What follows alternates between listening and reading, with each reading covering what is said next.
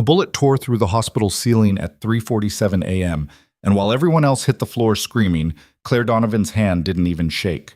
She'd heard that sound before, thousands of miles away, under a different sky.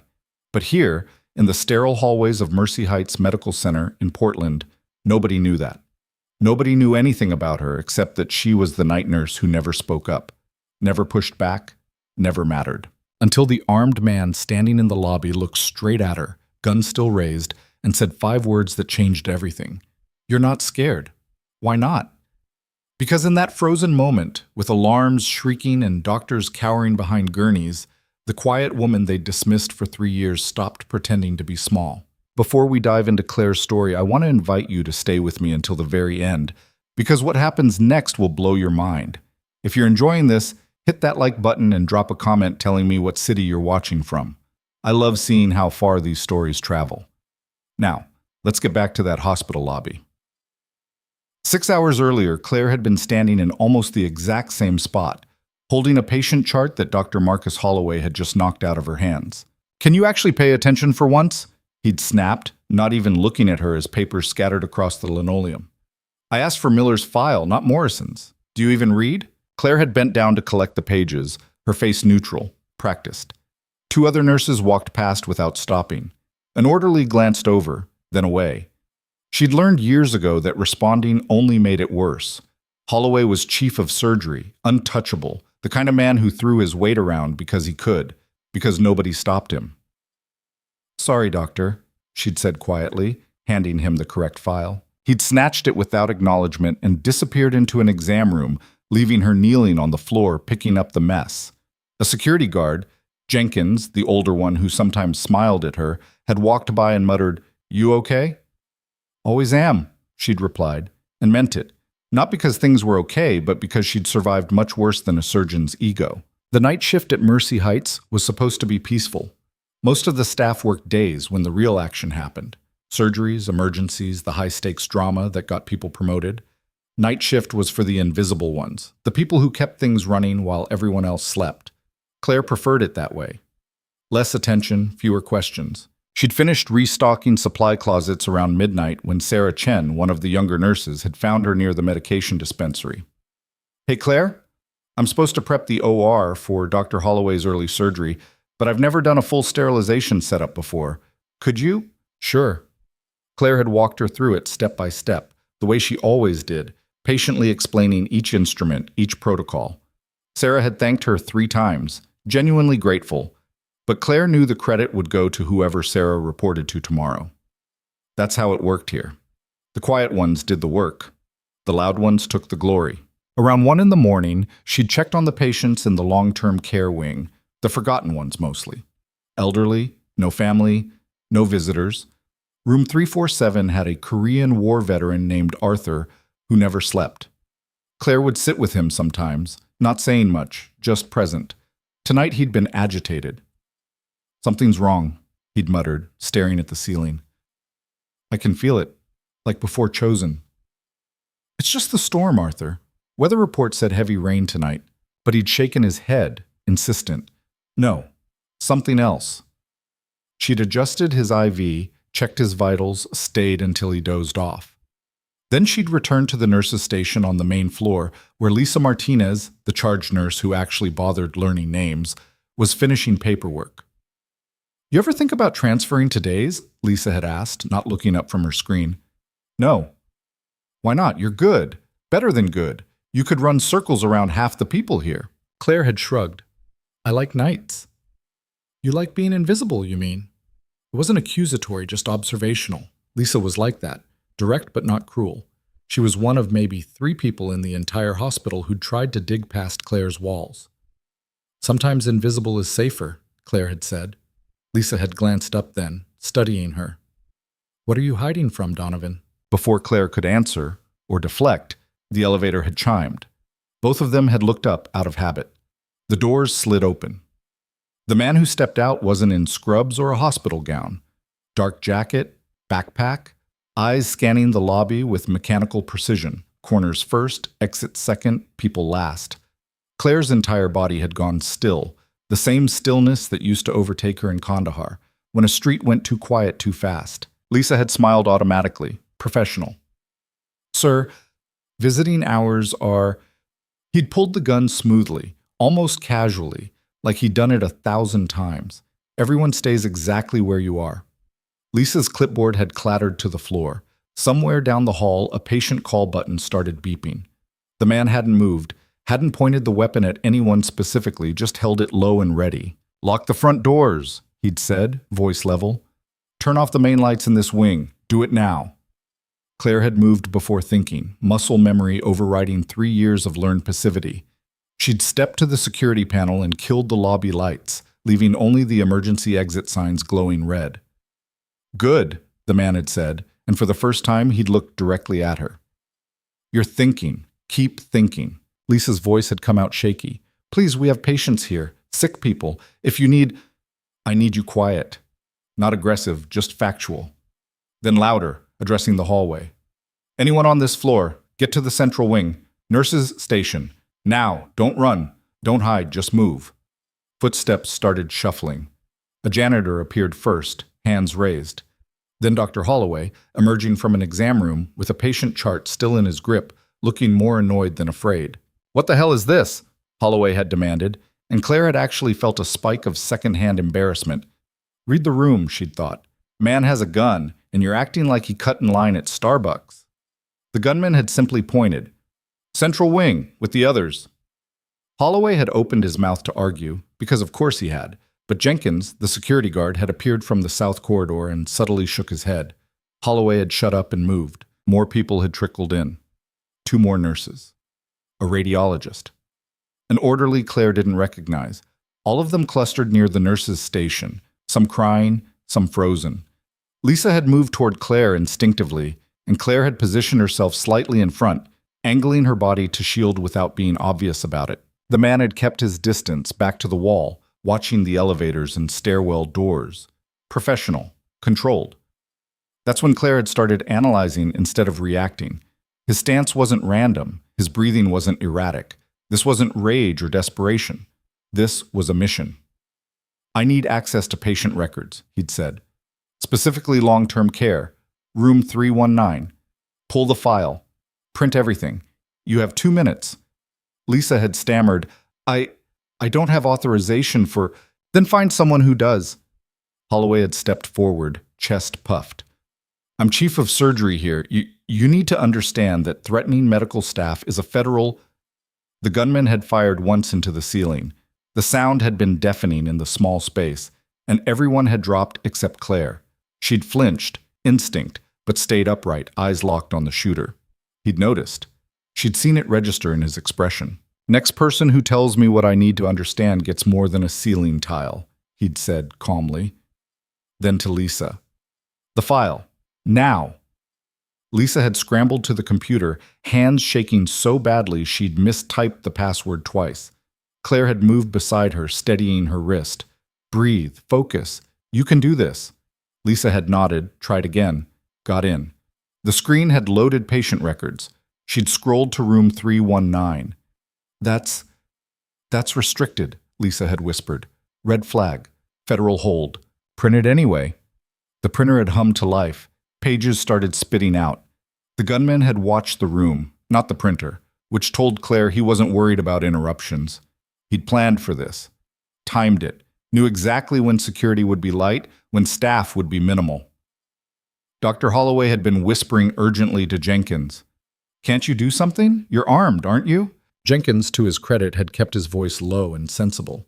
"He's got position and surprise. I pull my weapon, people die. We wait for backup." "Backup?" Holloway had hissed. "He'll be gone before..." Quiet. The gunman hadn't even looked their way, but the word had cut through like a blade. Holloway had shut up immediately. The printer had finished. Lisa had gathered the pages with trembling hands and held them out. The man had approached, taken them, scanned the first few sheets. His jaw had tightened. "You've been medicating this patient daily with sedatives. Strong ones. Why?" Nobody had answered. Claire had glanced at the file name on Lisa's screen. Witness Protection Holding. Federal authority. No staff access without clearance. Her stomach had dropped. "Someone answer me," the man had said, and this time there was an edge to it, something personal breaking through the professional veneer. Lisa had looked at Holloway, panicked. Holloway had looked at the gunman like he was deciding whether honesty or defiance would save his career. Claire had spoken instead. Hospital administration handles those cases. Nurses follow orders. We don't get explanations. The gunman's eyes had snapped to her. You know what room 319 is? I know it's locked. I know we're told not to ask questions. And you're okay with that? She'd held his gaze. I didn't say that. Silence had stretched. Somewhere in the building, an alarm had started blaring, triggered by the gunshot probably, or maybe someone had hit a panic button. The man hadn't reacted. He just kept staring at Claire like he was solving a puzzle. What's your name? He'd asked. Claire? Claire, you ever serve? The question had landed like a punch. Nobody here knew. She'd made sure of it. Background checks showed her nursing credentials, her clean record, nothing else. She'd buried that part of her life deliberately, carefully. She hadn't answered. That's what I thought, he'd said, and something in his tone had shifted. Recognition, maybe respect. Army? Still nothing from her. Marines, then. He'd almost smiled. You don't flinch like civilians do. You don't freeze. You assess. I saw you angle yourself in front of that other nurse without thinking about it. Classic protective positioning. Lisa had turned to look at Claire, confused. Holloway had frowned. Jenkins had raised his eyebrows. Claire had kept her expression blank. You're wrong. Am I? The man had taken a step closer, gun still down but present. Because I've been in enough firefights to know what training looks like, and you've got it written all over you. The distant sound of sirens had started filtering through the walls. Police, probably. Maybe SWAT. The gunman had glanced toward the windows, then back at the group. Everyone on the floor, hands visible. Don't move until I'm gone. People had dropped immediately, all except Claire. She'd lowered slowly, deliberately, maintaining eye contact. The man had nodded once, almost approvingly, and turned toward the stairwell. But then he'd stopped, turned back, walked straight to Claire and crouched down beside her, close enough that she could see the exhaustion in his face, the barely controlled desperation. Room 319, he'd said quietly, just for her. That patient is a witness, civilian contractor who saw things he shouldn't have in Kabul. Evidence of war crimes, defense contractors paying to keep him quiet. Your hospital is complicit. Claire's pulse had kicked up, not from fear but from the sickening familiarity of what he was describing. She'd seen contractors in Afghanistan, seen the dirty games they played, seen the bodies that resulted. Why are you telling me this? She'd whispered. Because in about 30 seconds, a SWAT team is going to breach that door and they're going to call me a terrorist. And this hospital is going to bury what I found. And that man in room 319 is going to disappear. He'd paused. Unless someone who actually gives a damn decides to ask questions. Before she could respond, he'd stood, moved to the stairwell door, and paused one last time. You were Army, he'd said, not a question anymore. I can tell by the way you move. Whatever you saw over there, whatever you're running from, it's the same system that's keeping that man drugged and silent. Then he'd vanished into the stairwell just as the lobby doors exploded inward and tactical officers poured in, weapons drawn, shouting commands. Claire had stayed on the floor, hands visible, mind racing. Because he'd been right. She had served. 3 tours as a combat medic.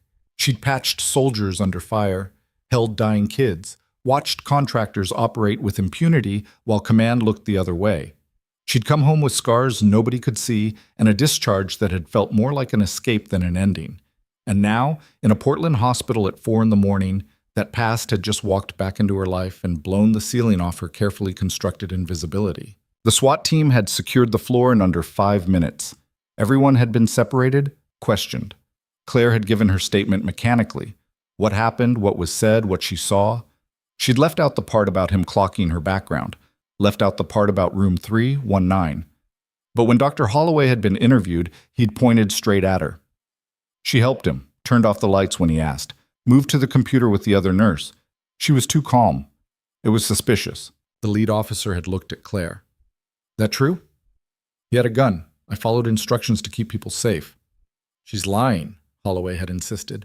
I'm telling you, something was off about her reaction. She didn't seem scared.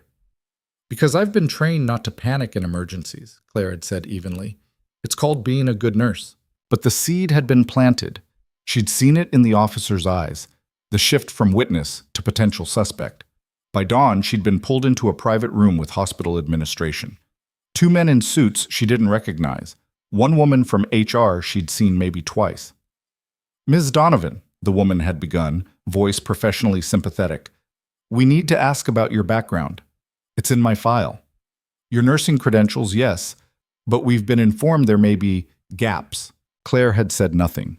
One of the suits had leaned forward. Military service, specifically Army, combat medic. 3 deployments, honorable discharge. Why didn't you disclose this during your hiring process? It wasn't required. I listed my nursing experience. That's what you needed. It's relevant now, the other suit had said, given tonight's events. How? The suspect appeared to recognize something in you, spoke to you directly. We need to understand if there's a connection. Claire had felt the trap closing.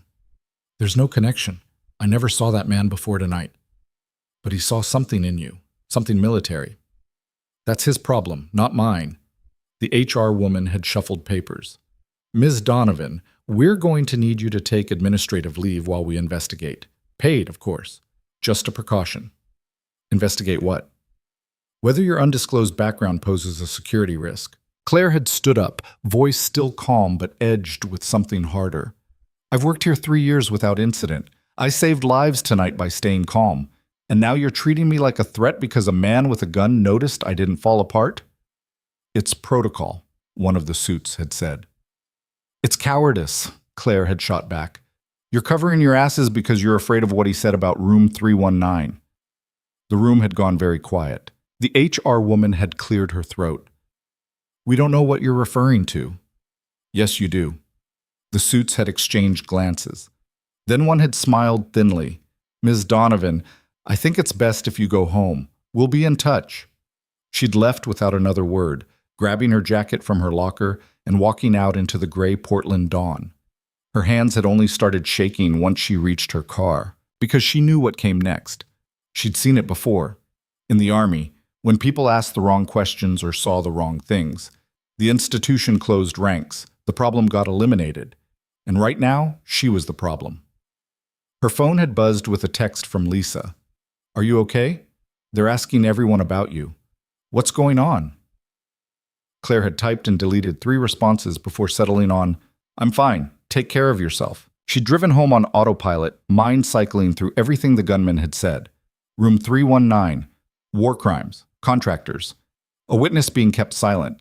She'd pulled into her apartment parking lot and sat there for 20 minutes staring at nothing. Then she'd made a decision. She'd gone inside, booted up her laptop, and started digging. Hospital records were locked, but she still had her login credentials. They hadn't revoked them yet.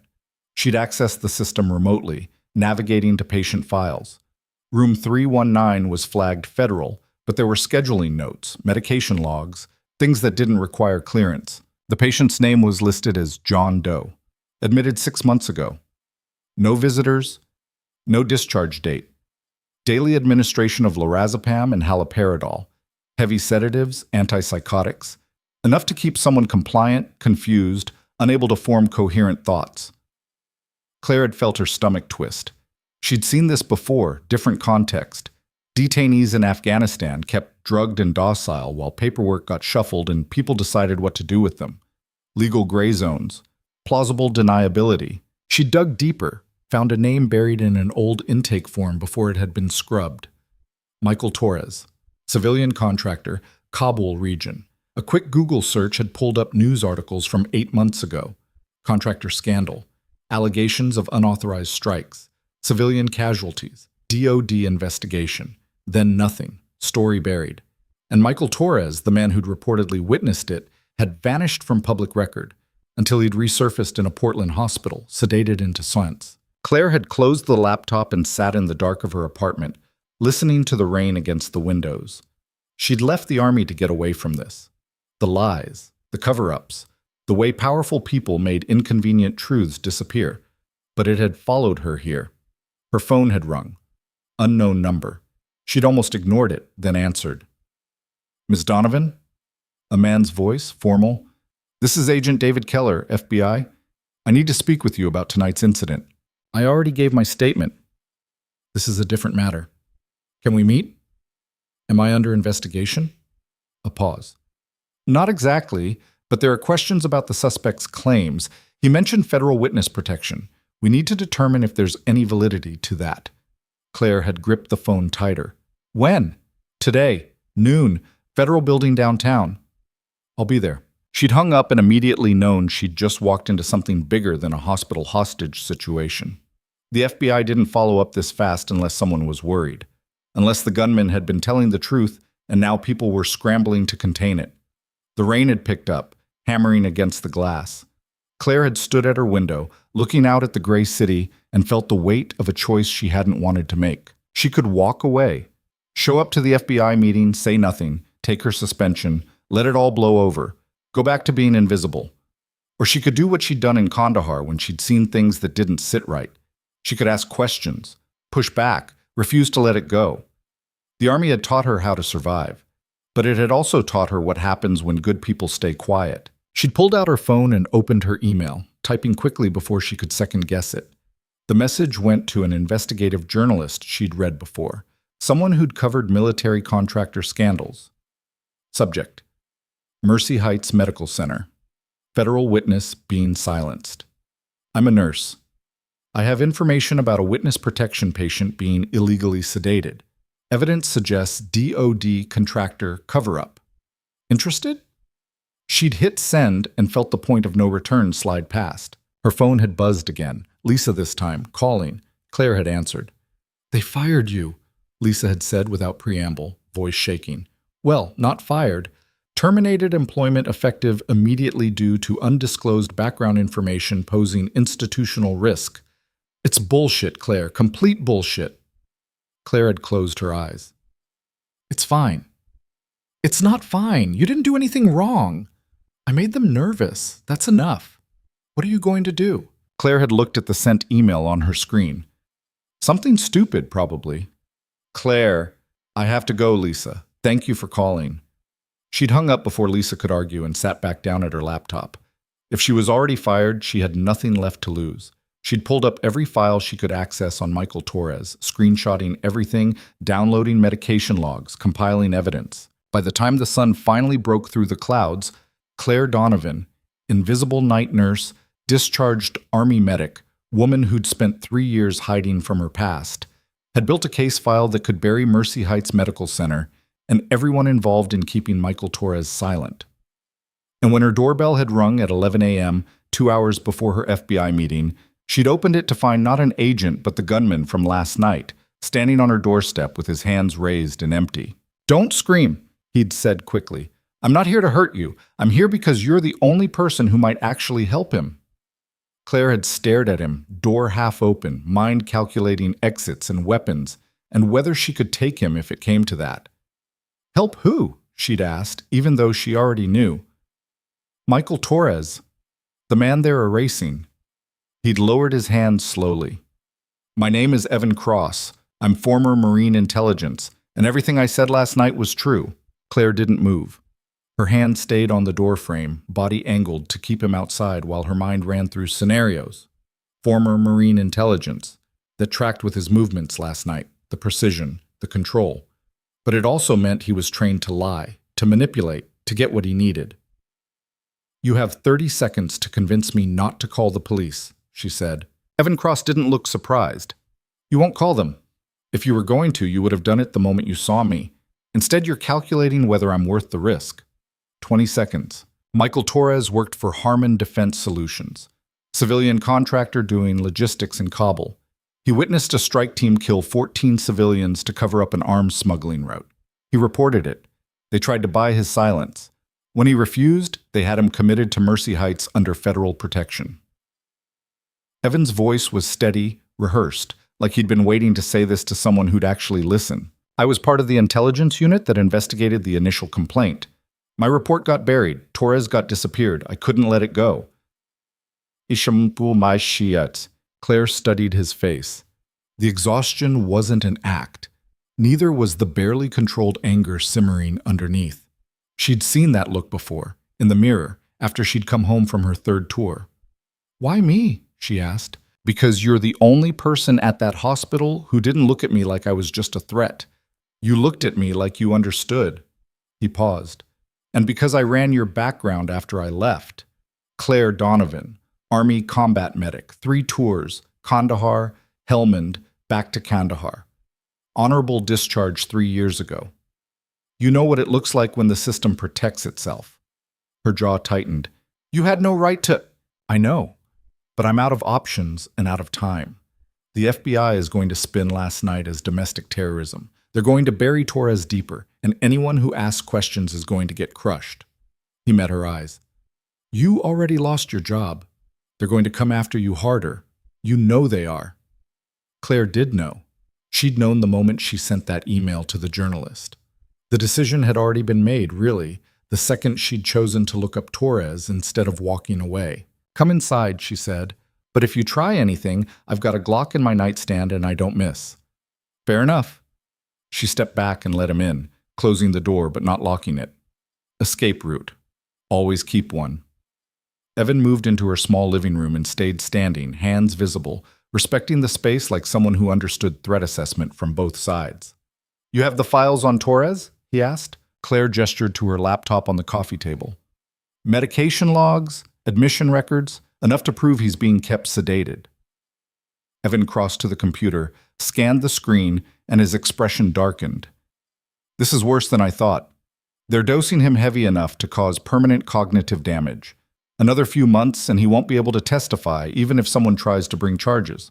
"Who's they? Harmon Defense?" "Harmon's paying, but they're not running it. This goes higher." "DOD. Maybe State Department." Torres saw something that implicated command-level decisions, not just contractor cowboys. Evan straightened. "I tried going through official channels, filed reports, requested investigations, got stonewalled every time. That's when I realized the only way to force exposure was to make it public, loud, and impossible to ignore." "So you walked into a hospital with a gun?" "I walked into a hospital to get proof. The gun was insurance." He looked at her. "I never planned to hurt anyone. I just needed someone to care enough to keep digging after I was gone." "Congratulations. I'm digging. Now what?" Evan reached into his jacket slowly, pulled out a flash drive and set it on the table. "Everything I have. Witness statements from Kabul, satellite footage, timestamps, financial transfers from Harmon to offshore accounts, Torres's original testimony before they grabbed him. It's all there." Claire stared at the drive like it might explode. "And you're giving this to me because I'm about to be arrested. They'll search my place, my car, every digital device I own, but you're not on their radar yet. Not officially. If you can get this to someone who'll actually run with it, I already contacted a journalist before you showed up." Evan blinked. "You did?" "About an hour ago. Sent them the basics about Torres. No details yet." For the first time since he'd appeared at her door, Evan smiled. It was brief, exhausted, but genuine. "Then you're already ahead of me." "Who?" "Rebecca Park, Portland Tribune. She's covered contractor scandals before. I know her work. She's good. Thorough." He pushed the flash drive closer. "Get this to her. Make sure she understands what she's walking into. They'll try to discredit her, threaten her sources. Maybe worse." Claire picked up the drive, felt the weight of it. The absurdity that something so small could contain evidence of mass murder and conspiracy. What about Torres? If this goes public, they might move him. Or worse.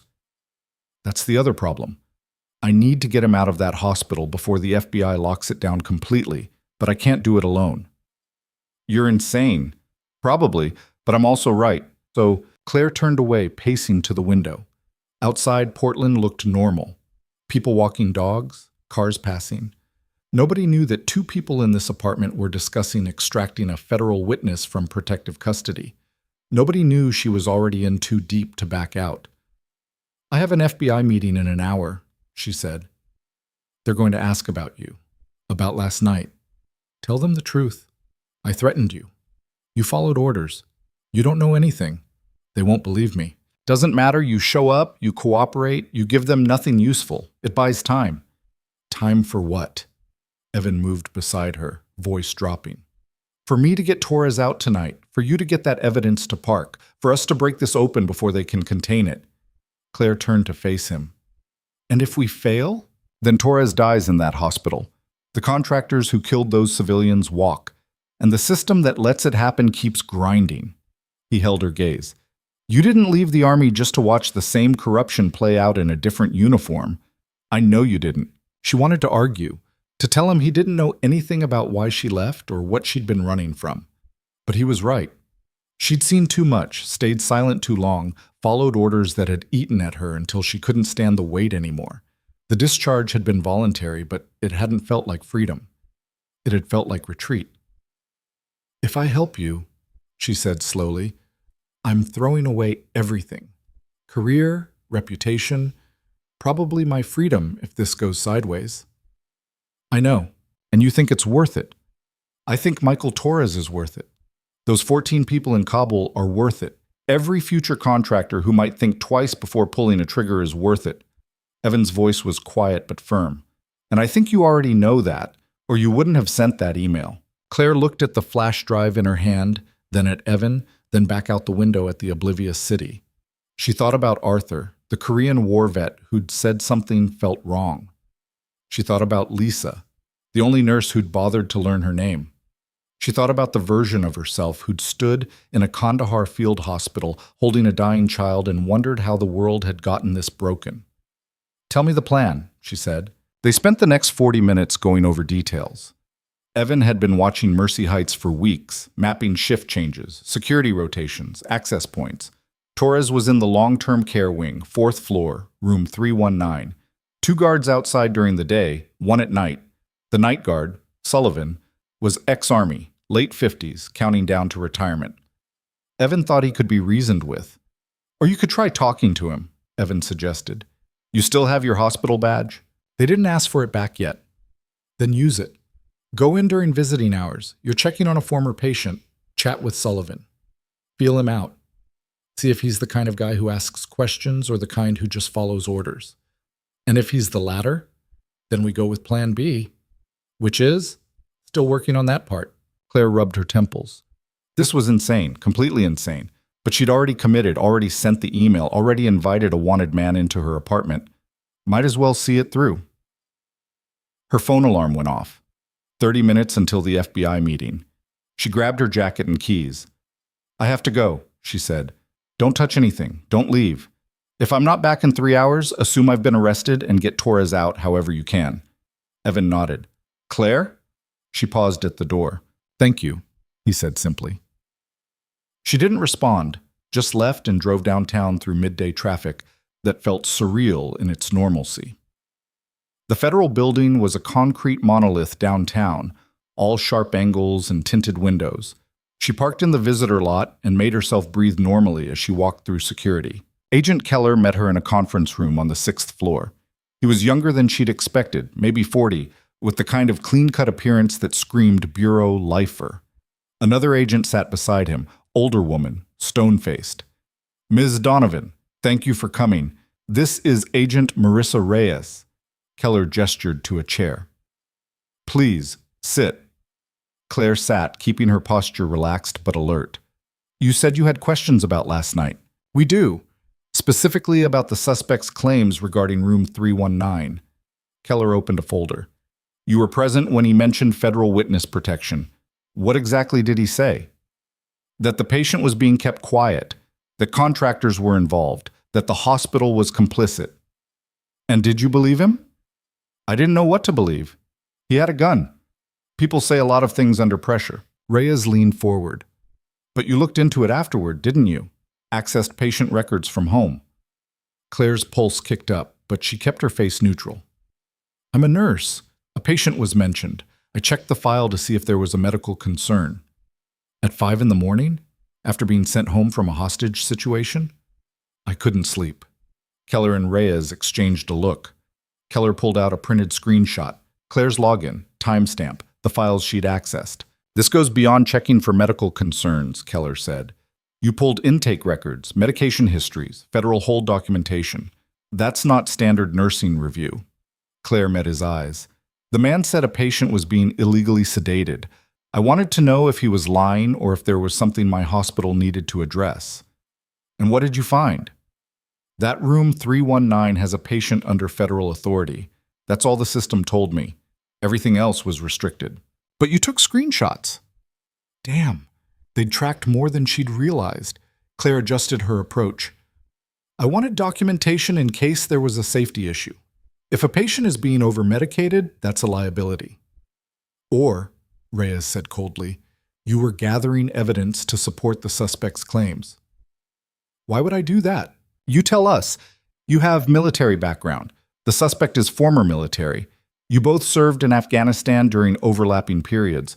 That's an interesting coincidence. Claire's stomach dropped, but she forced herself to stay calm. Afghanistan is a big place. I was a medic at a field hospital. I never worked with Marines.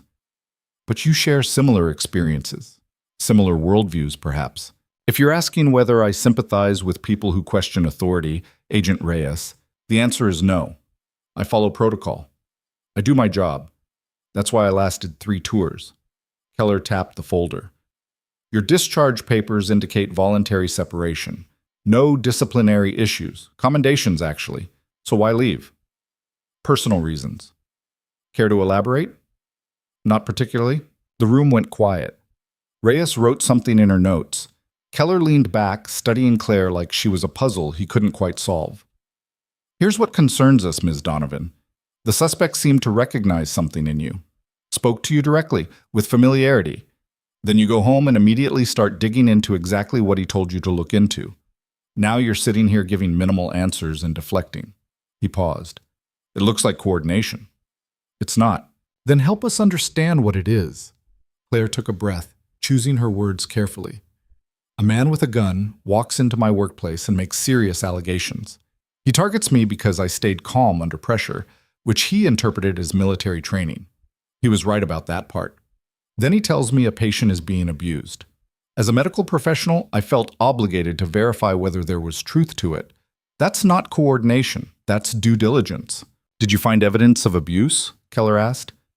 I found a patient on heavy sedatives for 6 months with no clear medical justification in the accessible files.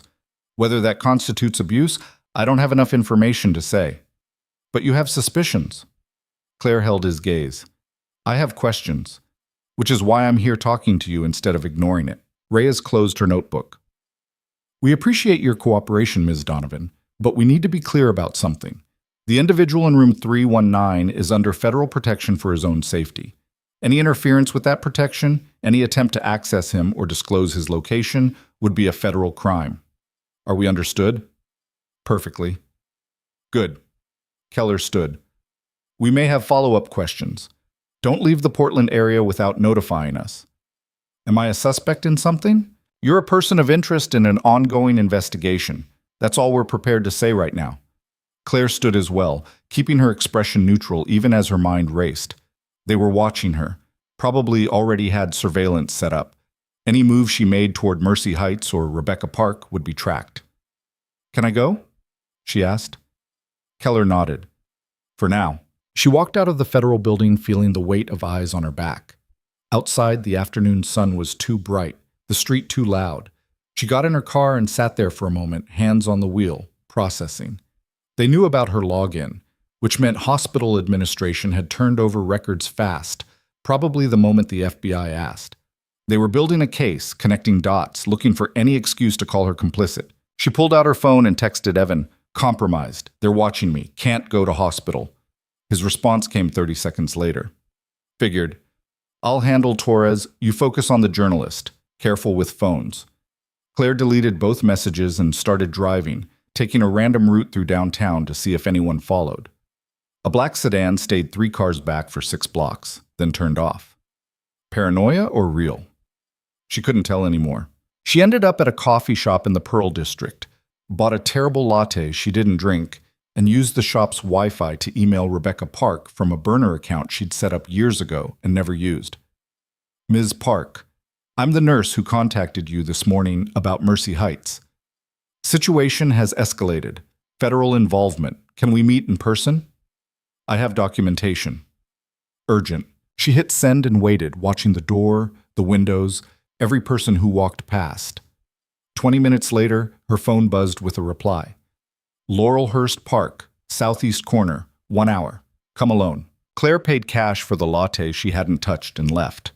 Laurelhurst Park was public, open, hard to set up surveillance without being obvious. Smart choice. She drove there with 40 minutes to spare, parked 2 blocks away, and walked the perimeter before settling on a bench near the playground where she could see approaching angles. Rebecca Park arrived exactly on time, walking from the opposite direction Claire had come from. Mid-40s, sharp eyes, dressed like someone who'd learned to blend into any environment. She sat down without introduction. "You're Claire Donovan." Not a question. Claire nodded. "And you have evidence related to Michael Torres. You know his name already?" "I've been tracking Harmon Defense for 2 years. Torres was a loose thread that went quiet 6 months ago. When you mentioned a witness being silenced at Mercy Heights, I put it together." Rebecca pulled out a small voice recorder. "Do you consent to being recorded?" "No, and we need to move. FBI is watching me." Rebecca's expression didn't change, but she pocketed the recorder. "How close?" "Close enough that I took 3 random turns getting here and I'm still not sure I'm clean." "Then we walk. Talk while we move." They stood and started a slow circuit around the park's walking path. Claire handed over the flash drive Evan had given her, tucked inside a folded park map. "Everything's on there. Witness statements, financial records, Torres's original testimony. Enough to connect Harmon Defense to civilian casualties, and enough to prove federal authorities are keeping Torres drugged to prevent him from talking." Rebecca pocketed the drive smoothly. "How did you get this?" "The man from the hospital, Evan Cross, former Marine Intelligence. He's been investigating this for months. And now he's wanted for armed terrorism. He's wanted because he got too close to the truth." Rebecca stopped walking, turned to face her. "You understand what you're handing me, right? This isn't just a contractor scandal. If DOD is actively suppressing a witness, if they're using a civilian hospital for illegal detention, that's systemic. That reaches into command structure, maybe congressional oversight committees. The blowback is going to be massive." "Good." "Not good for you. They'll come after your credibility, your background, every mistake you ever made. They'll call you a disgruntled employee, mentally unstable, colluding with a domestic terrorist." Claire had expected this. "Can you run the story anyway?" Rebecca studied her for a long moment. "Yeah, I can run it, but I need more than what's on this drive. I need Torres, on record, willing to testify. He's sedated. He can't testify in his current state. Then we need to get him out of that state. Fast." Rebecca started walking again. "I have a contact at County General, ICU doc, who owes me a favor. If we can move Torres there, get him off the meds, bring him back to coherence, I can interview him before federal authorities get their stories straight. Moving him requires access. I'm fired and flagged. Cross is wanted. Who's going to—" "I know someone at Mercy Heights. Works in patient transport. Sympathetic to the right causes." Rebecca's mouth twitched. "She's been feeding me stories about hospital administration for years. If I ask her to move a patient off record, she'll do it." Claire felt a flicker of hope mixed with dread. "When?" "Tonight. Late shift. Fewer people around to ask questions." Rebecca pulled out her phone, typed something, put it away. "I'll set it up. You need to disappear for the next 12 hours. Turn off your phone. Don't go home. FBI is probably sitting on your apartment by now." "Where do I go?" "You have friends? Family? Anyone outside Portland?" Claire thought of her sister in Seattle, who she hadn't talked to in 8 months. Her parents in Ohio, who still didn't understand why she'd left the Army. Nobody who wouldn't ask questions she couldn't answer. "I'll figure something out," she said. Rebecca wrote a number on the inside of the park map and handed it to Claire. "Burn her phone. Text me once you're somewhere safe. I'll update you when we have Torres." They split without saying goodbye, each walking different directions. Claire made it 3 blocks before she saw the black sedan again, parked across from a coffee shop with a clear view of the street. She kept walking, pace steady, heart hammering. 2 more blocks and she ducked into a grocery store, went straight through to the back delivery entrance, and came out on a parallel street. She walked for 20 minutes, turning randomly until she was sure she'd lost them. Then she found a transit station and took the MAX train east, getting off at a random stop in Gresham. Found a motel that accepted cash and didn't ask questions. Paid for 1 night and locked herself in a room that smelled like cigarettes and defeat. Her phone buzzed. "Evan, are you safe?" She hesitated, then turned the phone completely off.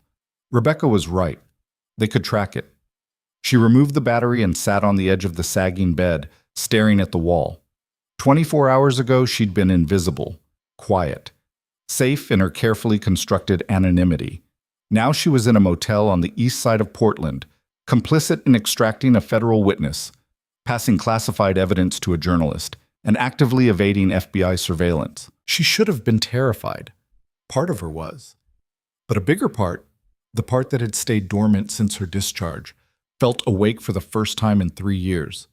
Her mind went back to Kandahar, to the night a convoy of contractors had rolled through their field hospital with a truckload of injured Afghan civilians, claiming IED casualties. But the wounds hadn't matched IED patterns. They'd matched deliberate small arms fire, close range, execution style. Claire had reported it to her commanding officer. He'd told her to focus on treatment, not questions. She'd pushed. He'd threatened her with insubordination. She'd gone higher. The complaint had disappeared into bureaucratic limbo, and 2 weeks later she'd been reassigned to a quieter sector. That's when she'd learned what the system did to people who asked inconvenient questions. It didn't crush you dramatically. It just moved you sideways, made you irrelevant, waited for you to give up. She'd given up, finished her tour, come home, built a life around staying small and unnoticed. But Michael Torres hadn't given up. He'd reported what he'd seen, and for that, he'd been erased. Claire stood and paced the small room. She thought about Evan, who'd thrown away his career to keep pushing. About Rebecca, who'd spent years building sources just to chase stories the powerful didn't want told. About Lisa and Jenkins, and even Arthur, who'd all seen her as more than just background noise. The choice had already been made, really. The moment she'd opened her door to Evan, the moment she'd handed that flash drive to Rebecca. There was no going back now, only through. She pulled the burner number from her pocket and found a payphone outside a convenience store 2 blocks down. Dialed. Rebecca answered on the second ring. "It's me," Claire said. "I'm safe. What's the status?" "Transport set for 11 p.m. County General is prepped to receive him under a false name. We'll have maybe 6 hours before someone notices he's gone." And then I publish everything, Torres's testimony, the financial records, the whole story. By morning, this is national news and they can't disappear him again. What about Evan Cross? A pause. What about him? He risked everything for this. He deserves to not spend the rest of his life in prison for it. That's above my pay grade, Claire. I'm a journalist, not a lawyer. Best I can do is tell his side of the story. That's not enough. It's all I've got. Rebecca's voice softened slightly. Look, I get it. You want justice for everyone, but right now focus on Torres. He's the one who can bring this whole thing down. Cross made his choice.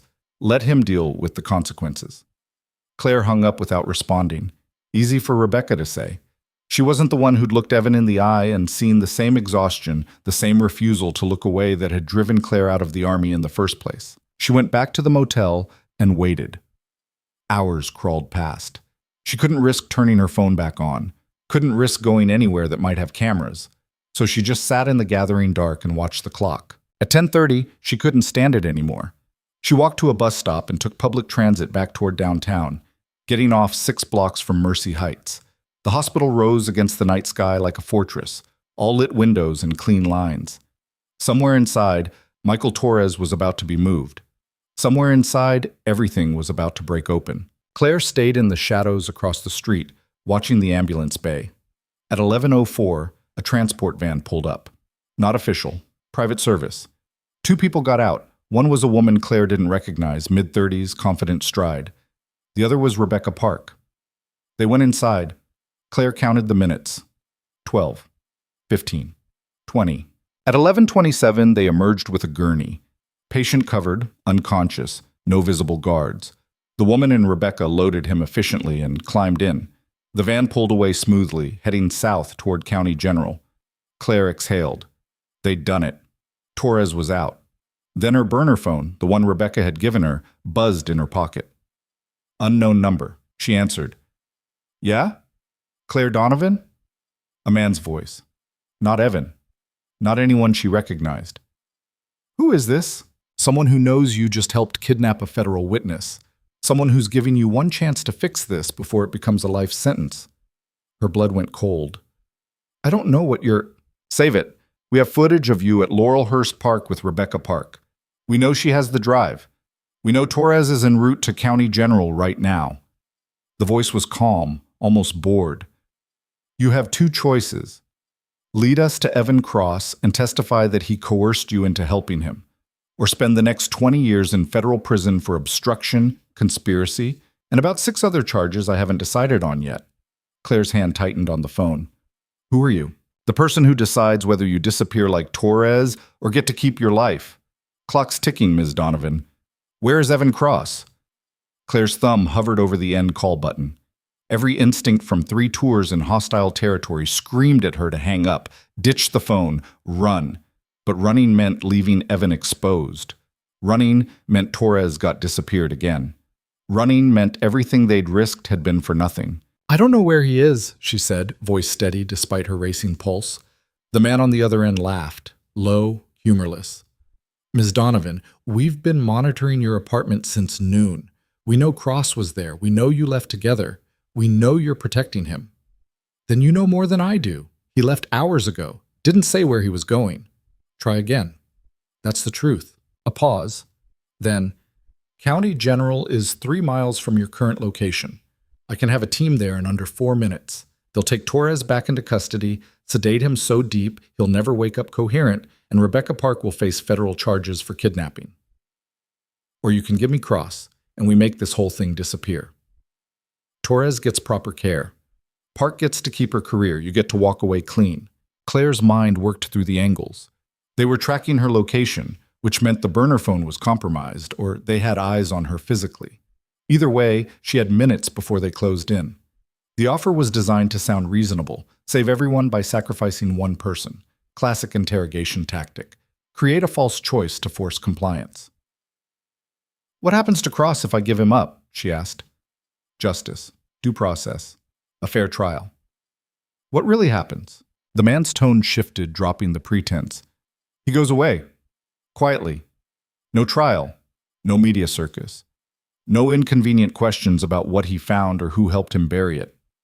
So you kill him. We neutralize a threat to national security. There's a difference. Claire started walking, scanning the street for surveillance. A van parked 2 blocks down with tinted windows. Another sedan idling near the corner. They had her boxed in, probably had been following her since she left the motel. You want me to trade a whistleblower's life for my freedom, she said. That's not a deal. That's extortion. Call it whatever helps you sleep at night. You have 2 minutes to decide. She hung up and immediately pulled the battery from the phone, tossing both pieces into separate storm drains. Wouldn't stop them from tracking her physically, but it cut off their easy line of communication. She needed to move, needed to think, needed to get word to Evan that they were closing in. But first she needed to make sure Torres actually made it to safety. She ducked into an alley between a closed restaurant and a laundromat, came out on a parallel street and started jogging. County General was southeast, maybe 20 minutes on foot if she pushed it. The van she'd spotted earlier pulled onto the street behind her, headlights sweeping the pavement. No more pretense of stealth. They knew she'd made them. Claire broke into a run, cutting through a parking garage, and emerging onto a busier avenue where losing herself in foot traffic would be easier. She pulled her jacket hood up, kept her head down, moved with the flow of people leaving bars and restaurants. The van couldn't follow easily here. Too many witnesses, too much exposure. But they'd have people on foot too, probably already radioing her position. A homeless man sitting against a building entrance looked up as she passed. On impulse, Claire stopped, pulled out the last $40 from her wallet. Need a favor, she said quickly. Take this. Walk south for 2 blocks, then east. Wear my jacket. Don't ask why. He looked at the money, at her face, at the jacket she was already shrugging off. You in trouble? The kind that pays $40 to not be my problem for 10 minutes. He took the jacket and the cash and headed south without another word. Claire immediately turned north, wearing just her scrub top now, cold but less identifiable. She heard someone shout behind her, male voice, authoritative, but didn't look back. Just kept moving, slipping between a group of college kids, then cutting through a convenience store and out the back. By the time she made it to County General's employee entrance, her lungs were burning and she'd lost feeling in her hands from the cold. She used her old Mercy Heights badge at the door scanner, praying they hadn't deactivated it yet. The light turned green. She slipped inside. County General's layout was similar to Mercy Heights. Big hospitals all followed the same basic design. She found the ICU on the third floor, staying in stairwells to avoid security cameras. The unit was quieter than she'd expected, just 2 nurses at the main station and a doctor doing rounds in the far wing. Claire approached the nurses' station, keeping her voice calm and professional. "I'm looking for a patient transfer from Mercy Heights. Came in about 20 minutes ago." One of the nurses glanced up. "You family?" "I'm a nurse, was on his case at Mercy Heights. Just want to make sure the handoff went smoothly." The nurse looked skeptical but checked her computer. "Room 312, but he's under restricted access, no visitors without authorization." "I just need to confirm vitals were transferred correctly. 2 minutes." The nurse studied her, clearly weighing hospital protocol against the hassle of arguing. "Make it quick. And if anyone asks, you were never here." Claire nodded and headed to room 312. 2 doors down, she spotted Rebecca Park standing outside a patient room, arguing in hushed tones with a doctor in ICU scrubs. Claire approached slowly. "Can't just demand we reverse 6 months of pharmaceutical intervention in one night," the doctor was saying. "His system needs time to process the benzodiazepines alone, never mind the antipsychotics. We're talking weeks of gradual reduction, supervised withdrawal, potential seizures if we move too fast." "We don't have weeks," Rebecca cut in. "We have hours before federal authorities get a court order to move him back. I need him lucid enough to give a statement. And I need him alive. Those 2 things might be mutually exclusive right now." Claire stepped closer. "What's his current status?" Both of them turned. Rebecca's expression shifted from surprise to relief. "Claire, thought you were laying low. Thought you..." "Plans changed. FBI knows about Torres. They're coming for him." She looked at the doctor. "How bad is he?" The doctor, his name tag read Dr. Aaron Westfield, crossed his arms. "Bad. Hepatic function is compromised from months of drug cocktails. Neural pathways are sluggish. He's conscious but confused. Keeps asking where he is, what year it is. I've started him on flumazenil to counteract the benzos, but it's going to take time to clear his system." "How much time until he can give coherent testimony?" 48 hours minimum, maybe longer." "We don't have 48 hours, Rebecca said. "Can you at least get him clear enough to answer basic questions? Confirm his identity? Verify what happened to him?" Westfield looked between them, clearly calculating the professional risk. "You're asking me to potentially harm a patient for a news story?" "Yes. I'm asking you to help a man who's been illegally detained tell his story before he disappears again." Rebecca corrected, "There's a difference." Claire added quietly, "And I'm asking you to trust that what he has to say is worth the risk. To him and to a lot of other people." Westfield was silent for a long moment. Then he sighed. "I can increase the flumazenil drip, push it faster than I'd like. It'll bring him up quicker, but he's going to feel like hell. Nausea, tremors, possible panic attacks as the sedatives wear off and reality crashes back in." "Do it," Rebecca said. Westfield disappeared into the room.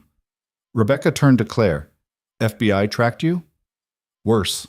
They called me. Know everything. Offered me a deal. Give up Evan Cross or everyone goes down." "What did you tell them?" "I hung up." Claire leaned against the wall, exhaustion hitting her in waves. "They're probably on their way here now. We need to move Torres somewhere else." "Where?" "They'll have every hospital in the state flagged within the hour." "Not a hospital. Somewhere off-grid. Somewhere they can't just walk in and take him." Rebecca's eyes narrowed. "You have a place in mind?" Before Claire could answer, her peripheral vision caught movement at the end of the hallway. 2 men in dark suits, walking with purpose toward the ICU. Not doctors, not security. Federal agents, probably the same ones who'd been tracking her all night. "We're out of time," Claire muttered. Rebecca saw them too. "Back entrance. Now." They moved quickly, but didn't run. Running attracted attention. Westfield emerged from Torres's room just as they reached the door. "We need to move him," Claire said urgently. "Is he stable enough for transport?" "Stable is a strong word, but he's not going to crash in the next 10 minutes, if that's what you're asking." "Get him ready. We're leaving through the south loading dock." Westfield didn't argue, just went back inside. Claire and Rebecca positioned themselves to block the hallway view while he disconnected monitors and transferred Torres to a portable gurney. The patient looked rough, pale, sweating, eyes half open and unfocused, but he was breathing on his own, which was something. The federal agents were talking to the nurses at the main station now. One of them showed a badge. The nurse pointed down the hallway toward room 312. "Go," Claire said. "I'll buy you time." "How?" "Don't worry about it. Just get him out." Rebecca looked like she wanted to argue, but didn't. She and Westfield started wheeling Torres toward the service elevator at the far end of the unit. Claire walked directly toward the approaching agents, intercepting them before they got close to 312. "Can I help you?" she asked, positioning herself in the middle of the hallway. The lead agent, late 30s, sharp jawline, annoyed expression, showed his credentials. "FBI, we're looking for a patient transferred from Mercy Heights, room 312. "That room's empty. Patient was moved to radiology for emergency imaging." "When?" "5 minutes ago." The agent's partner, a woman with cold eyes and a tactical earpiece, spoke into her radio. "Confirm patient location. Check radiology." Claire kept her expression professionally concerned. "Is there a problem? Should I notify security?" "We'll handle it," the lead agent said, moving past her. Claire stepped sideways, blocking him again. "Sir, I need to see authorization before you access patient areas. HIPAA regulations." "We're federal agents investigating a kidnapping. Your regulations don't apply." "Then I need to call hospital administration to confirm." The female agent grabbed Claire's arm, not gently. "Step aside, now." Claire pulled back instinctively, and the motion caused enough commotion that a security guard materialized from the nearby stairwell. Hospital security, not federal, younger guy, looked fresh out of training. "Everything okay here?" he asked, hand moving toward his radio. The lead agent flashed his badge again. "FBI business, not your concern. This is a hospital. Everything's my concern." The guard looked at Claire.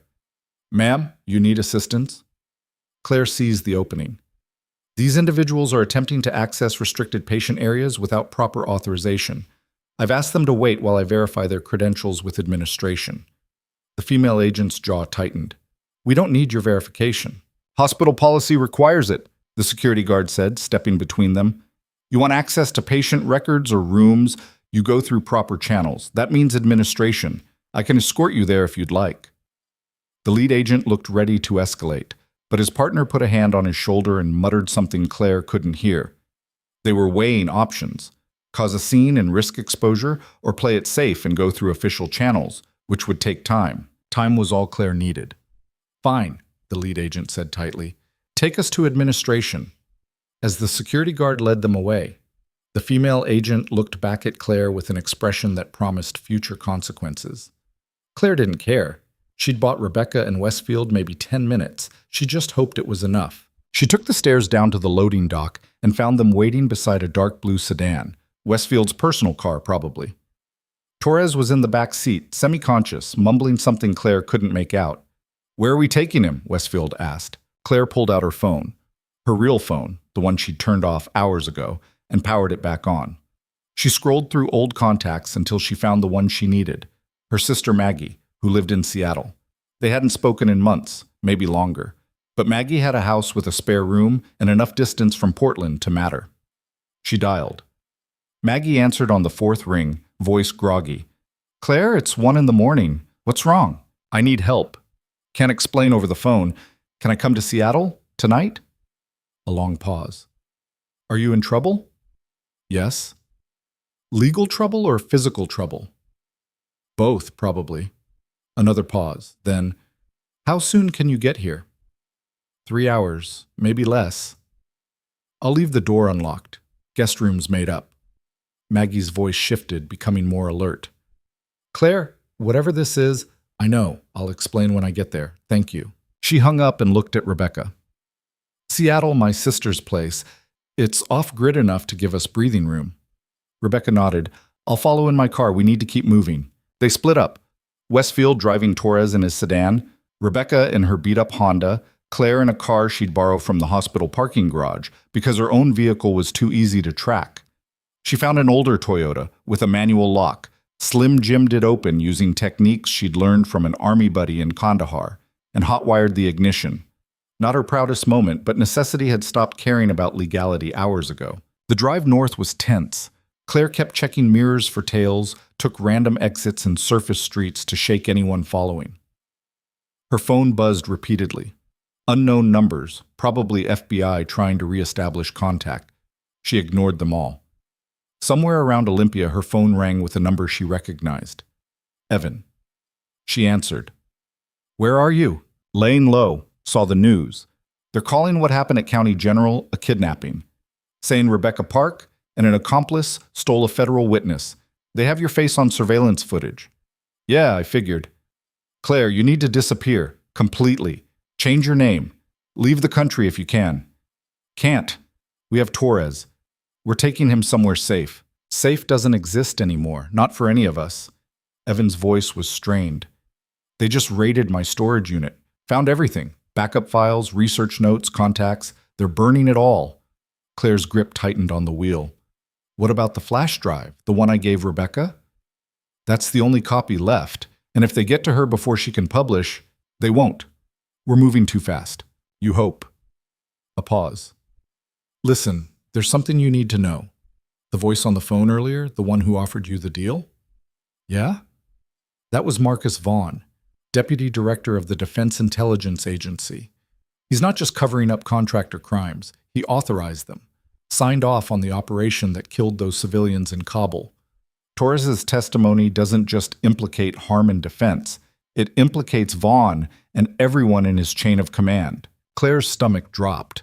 How high does this go? High enough that they'll kill all of us to keep it buried. Torres knows too much. You've seen too much. Rebecca's touched too much evidence. We're all loose ends now. Then we make sure the story gets out before they can tie them off. How? Rebecca needs time to verify sources, fact-check, build a case that'll hold up legally. That takes days, maybe weeks. We don't have that kind of time. Claire thought fast, running through options. What if we don't wait for traditional publication? What if we just dump everything online? Raw files, no filter. Let the public decide what's true. That's scorched earth. No journalistic integrity. Courts could claim it's fabricated. But it'd be out there. Impossible to bury completely. And it'd force mainstream media to cover it, even if just to debunk it. Claire took a breath. Sometimes scorched earth is the only option left. Evan was quiet for a moment. You've changed. 3 years ago, you wouldn't have even considered that. 3 years ago, I was trying to forget what I saw in Kandahar. Now I'm trying to make sure it meant something. She paused. Where are you? Better you don't know. If they grab you, you can't tell them what you don't have. Evan, just get Torres somewhere safe. Get his testimony on record. Get it published. That's all that matters now. He hung up before she could respond. Claire drove the rest of the way to Seattle in silence, watching the dark highway unfold in her headlights. By the time she pulled into Maggie's driveway in the Ballard neighborhood, it was almost 4 a.m. Westfield's sedan was already there, parked on the street. Rebecca's Honda pulled up seconds after Claire. Maggie opened the door before Claire could knock. Mid-30s, shorter than Claire, worried eyes that looked eerily like their mother's. You look like hell, Maggie said. Feel worse. Who are your friends? Long story. Can we come inside? Maggie stepped back, letting them in.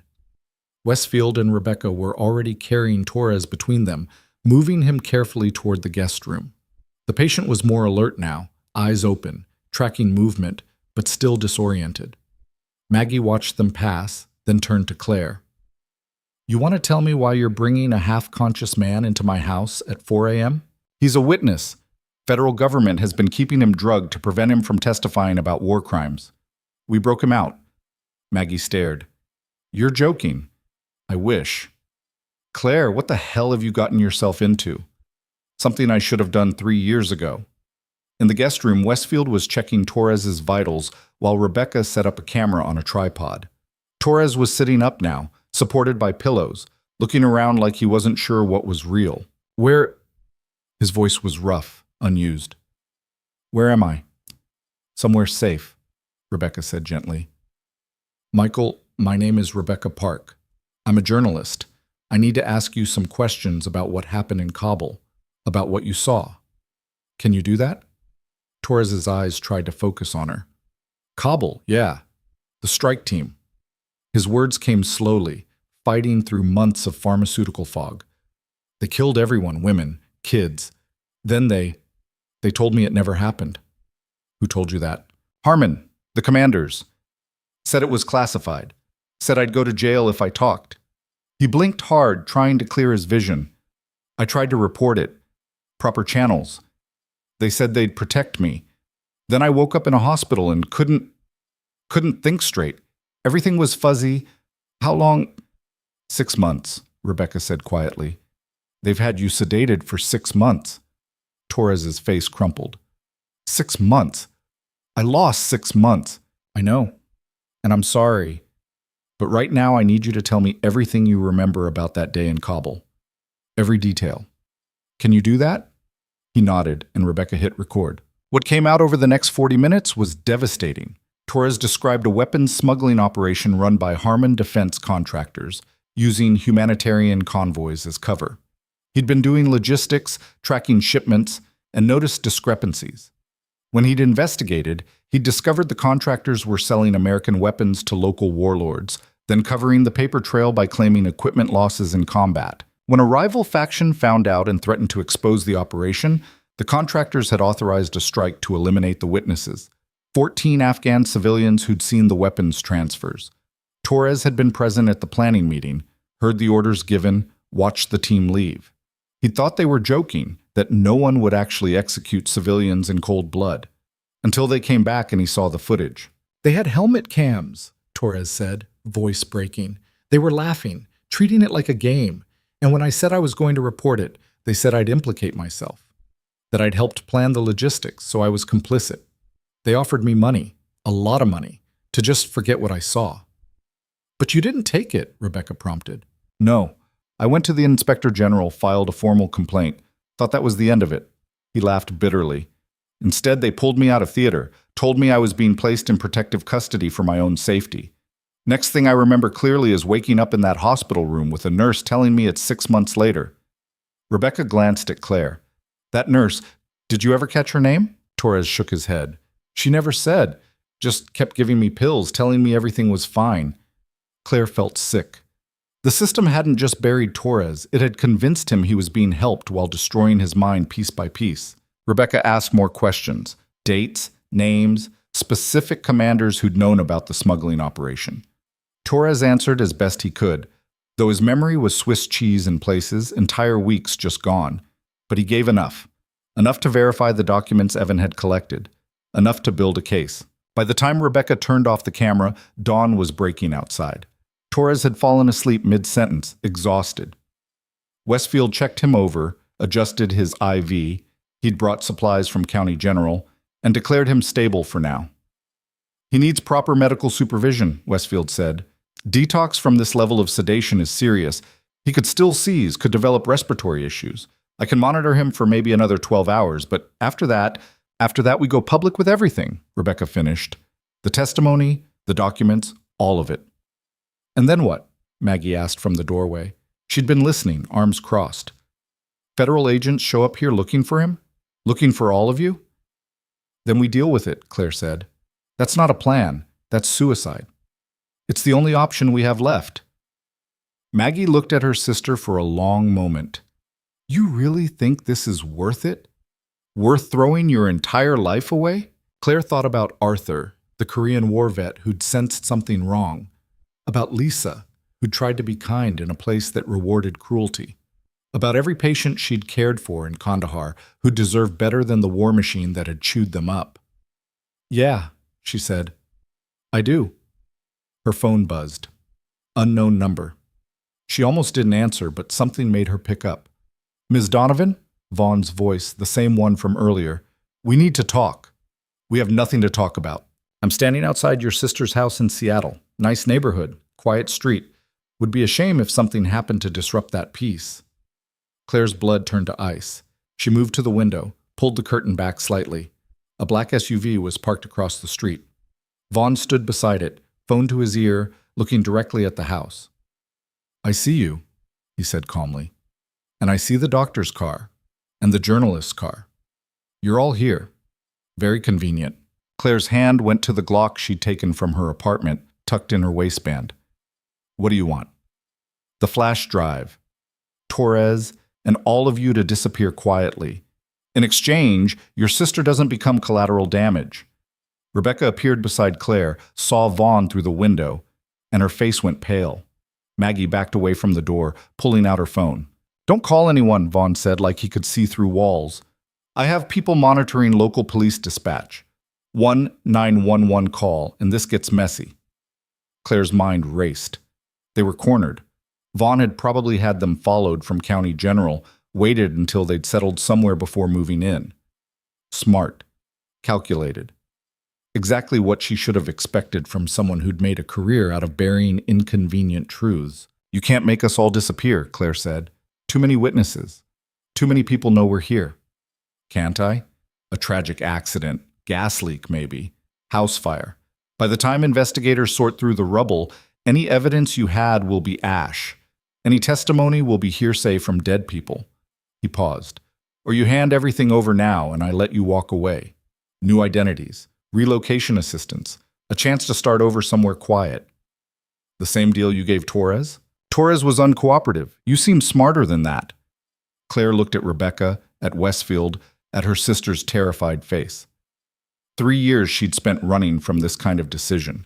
3 years trying to convince herself that staying quiet was the same as staying safe. But safety was an illusion. It always had been. She raised the phone back to her ear. Come inside, let's talk face to face. I don't think so. Then we've got nothing to discuss. She hung up and turned to the others. Back door, now. We're leaving. He's got the house surrounded, Rebecca said. There's no way. Claire cut her off. There's always a way. Grab Torres, move. Westfield and Rebecca started getting Torres back onto his feet, while Maggie grabbed her car keys with shaking hands. Claire moved to the kitchen, checking the back window. 2 more vehicles in the alley behind the house. Vaughn hadn't been bluffing about having them cornered, but he'd made one mistake. He'd assumed they'd react with fear instead of strategy. Claire opened Maggie's gas stove, turned all 4 burners on high without lighting them. Natural gas started hissing into the room. What are you doing? Maggie hissed. Creating a distraction. Get to the garage. Start your car, but don't open the garage door yet. Understanding dawned. You're going to blow up my house. Just the kitchen. Probably. Insurance will cover it. Claire, go. Maggie ran. Claire turned on the oven too, letting more gas flood the room. She pulled a kitchen towel from a drawer, lit it with a match from the counter, and carried it toward the living room. The gas smell was already strong, eye-watering. Her phone rang. Vaughn again. She answered. Last chance, Ms. Donovan. You know what the problem with threats is? Claire said, walking backward toward the garage. They only work if the other person cares about consequences. She threw the burning towel into the kitchen and dove through the garage door, slamming it behind her. The explosion came 3 seconds later, a massive whoomp that shook the entire structure. The kitchen windows blew out, flames roaring up, triggering every car alarm on the block. Drive, Claire shouted. Maggie hit the garage door opener and floored it the moment there was clearance. They burst out onto the driveway as Vaughn's men scattered, caught off guard by the explosion. The SUV blocking the street swerved to avoid them, giving Maggie just enough room to punch through. Behind them, the house was fully engulfed now, flames climbing into the early morning sky. Sirens started wailing in the distance. Neighbors emerged from their homes, phones out, filming. Rebecca looked back through the rear window. That was insane. That was necessary, Claire corrected, checking Torres. He was conscious, eyes wide, but breathing. Everyone okay? Westfield nodded mutely. Maggie's knuckles were white on the steering wheel, but she kept driving, putting distance between them and the burning house. In the rearview mirror, Claire could see Vaughn standing in the street, watching them go, phone pressed to his ear. They'd bought time, but not much. Vaughn would regroup, call in reinforcements, lock down every exit from Seattle. They had maybe an hour before the net closed completely. Where are we going? Maggie asked, voice tight. Claire pulled out her phone and called the one person who might have an answer. Evan picked up immediately. Please tell me that explosion I'm seeing on Twitter isn't you, he said. Can't confirm or deny. Where are you? Victoria Island, Canada. Took the ferry this morning. Figured crossing the border before they locked it down was smart. Can you get us across? Not legally, but I know a guy with a boat. Leaves from Anacortes. Can you make it there in an hour? Claire looked at the dashboard clock. We'll make it. Then move. I'll text you the coordinates. And Claire? His voice softened. I'm sorry about all of this. Don't be sorry, just make sure the story gets out. Already on it. Send everything to 3 different news organizations and about 15 independent journalists. If Vaughn wants to bury this, he's going to need to kill a lot more people than us. Claire hung up and relayed the plan. Maggie drove like she was escaping hell itself, weaving through Seattle morning traffic, heading north toward Anacortes. Torres drifted in and out of consciousness in the back seat. Rebecca had her laptop out, uploading files to cloud storage, backing up everything in case they got intercepted. Westfield looked at Claire. You know, once we cross into Canada, we can't come back. We'll be fugitives. We already are. I mean permanently. No going home. No seeing family. Everything we had here is gone. Claire thought about her apartment she'd never see again. Her job she'd already lost. The life she'd built around staying invisible and safe. I know, she said. They made it to Anacortes with 15 minutes to spare. The marina was quiet, just a few fishing boats heading out for early runs. Evan was waiting at Dock 7 beside a weathered trawler, talking to a man who looked like he'd been born on the water. This is Captain Anders, Evan said as they climbed aboard. He doesn't ask questions and he doesn't keep logs. Anders grunted acknowledgement and started the engine. They pulled away from the dock just as Claire's phone buzzed with a news alert. She opened it and felt her breath catch.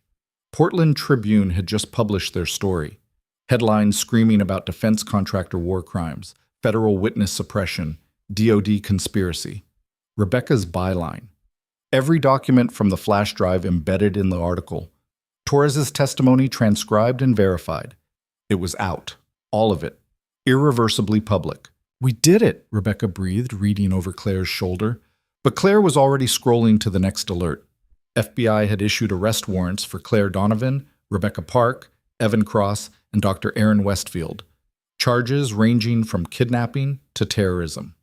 Photos plastered across every news site. Maggie saw her face on the screen and made a small, broken sound. They're calling you a domestic terrorist. They'll call us worse before this is over, Claire said. But she was watching her phone as more alerts flooded in. CNN picking up the story. Fox News, BBC. It was spreading faster than Vaughn could contain it. The boat pushed into open water, heading for the Canadian border. Behind them, the American coastline grew smaller. Ahead, uncertainty. Exile. Maybe capture. Maybe worse. But the story was out. The truth was public. And no matter what happened next, they'd made sure Michael Torres's voice couldn't be silenced again. Claire's phone rang one last time. Vaughn, she answered. It's over. Everyone knows now. You think this changes anything? His voice was cold, controlled. You think exposing corruption stops it? All you've done is paint targets on your backs. We have resources you can't imagine. We have reach that crosses borders, and we will find you. Then you'd better hope you find us before the whole world is watching. She hung up and threw the phone overboard, watching it disappear into the dark water. Evan handed her a disposable cell. Fresh start, no traces.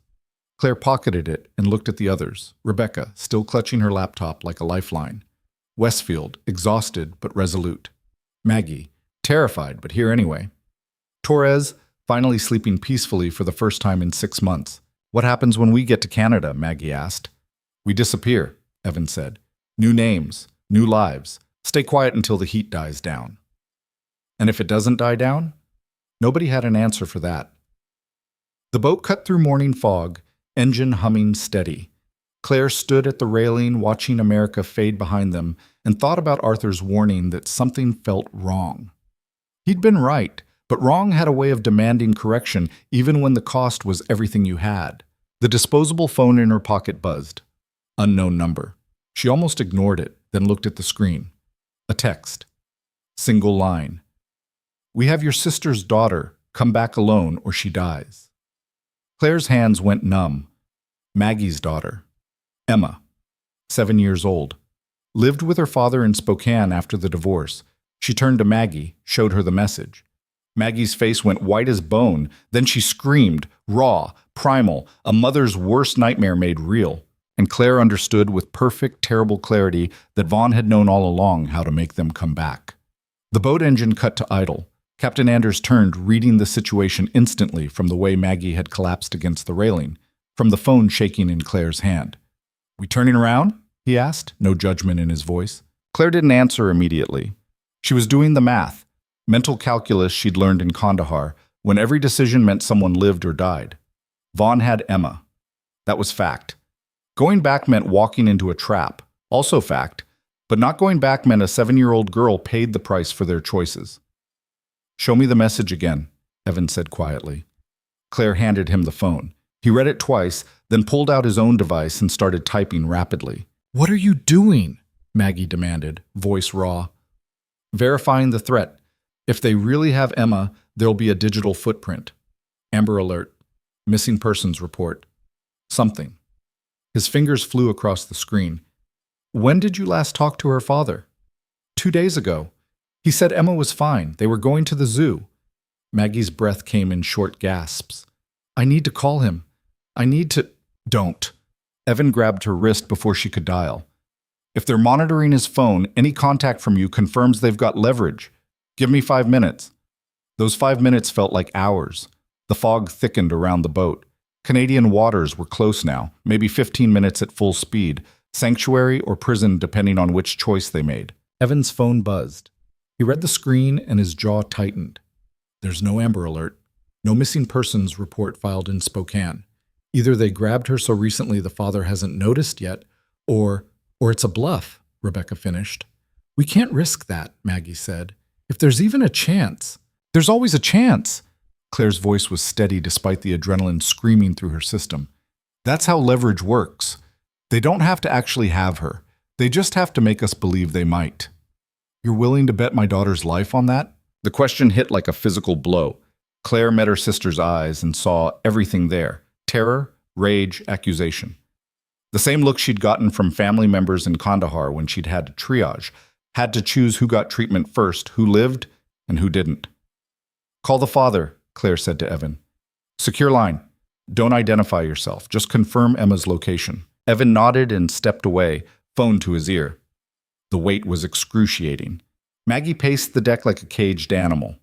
Torres had woken up, watching the scene with confused, sedative-dulled eyes. Finally, Evan returned. "Emma's at school. Father dropped her off 40 minutes ago. She's safe." Maggie's knees buckled. Rebecca caught her before she hit the deck.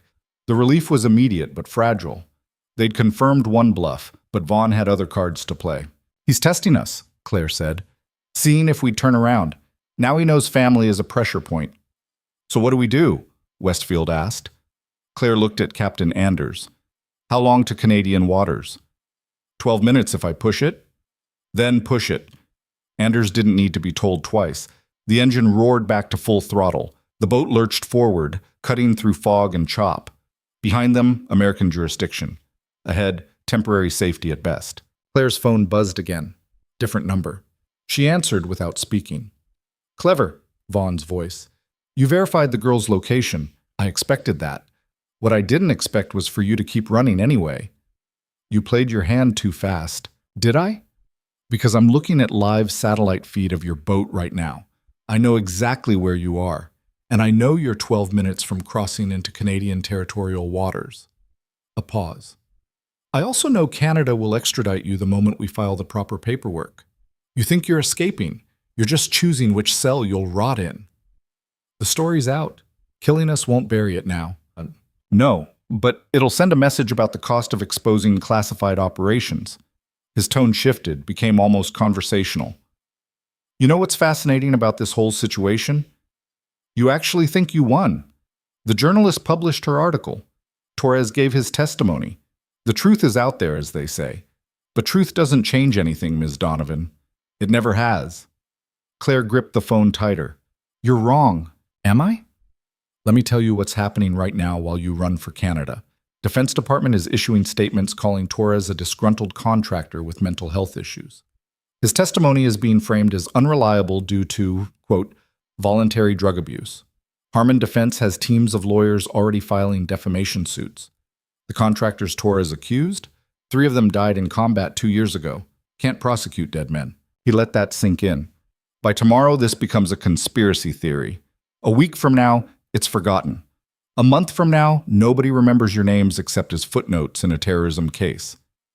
And the 14 civilians they killed? Collateral damage in a war zone. Tragic but inevitable. The official investigation will conclude there was no wrongdoing, just the fog of war. Standard procedure. Claire felt the trap closing even as they raced toward open water. Vaughn wasn't wrong. Institutional inertia was a powerful force. She'd watched it work in Afghanistan, watched it crush truth under the weight of bureaucracy and narrative control. So why chase us, she asked. If the story's going to die anyway, why not just let us disappear? BCES. Because you made this personal. You burned my operation, compromised my assets, and forced a public response. That can't go unanswered. His voice hardened. I wanted to give you the easy out. Take the deal, disappear quietly, everyone lives. You chose the hard way. So now I'm going to make an example that ensures nobody else tries what you did. You can't touch us in Canada. Can't I?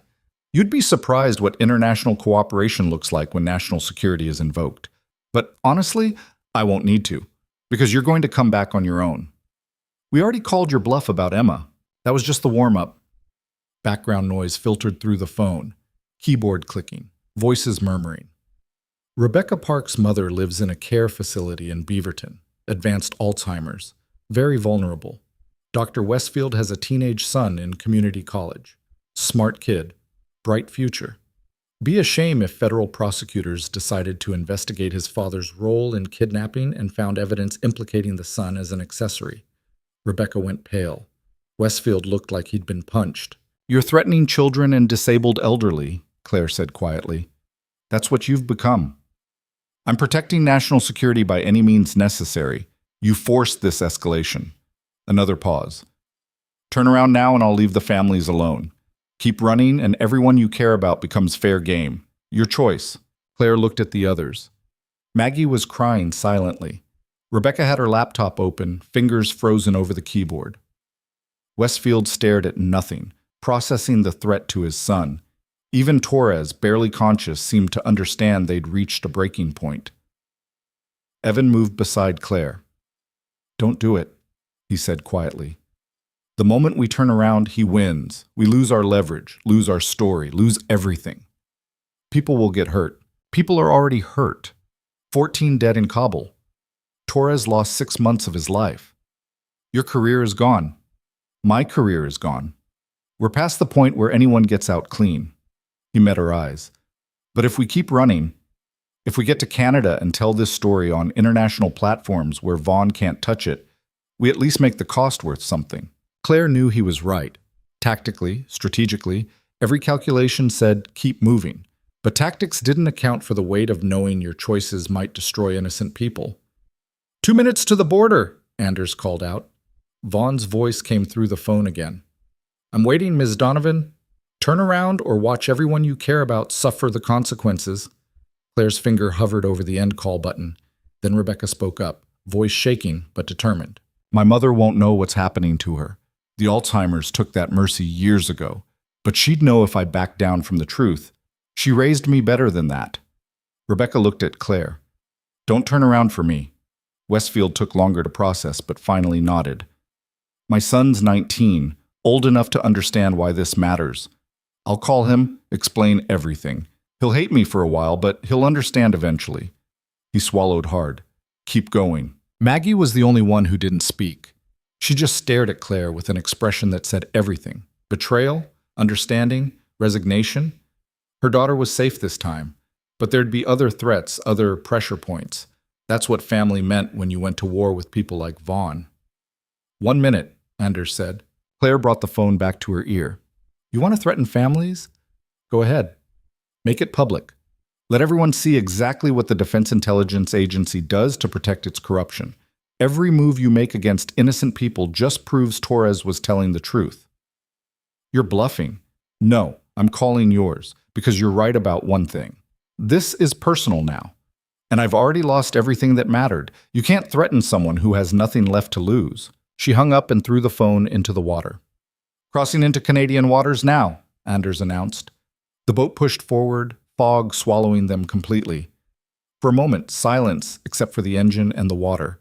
Then Maggie broke down completely, sobbing into her hands. Rebecca moved to comfort her, but Maggie shook her off.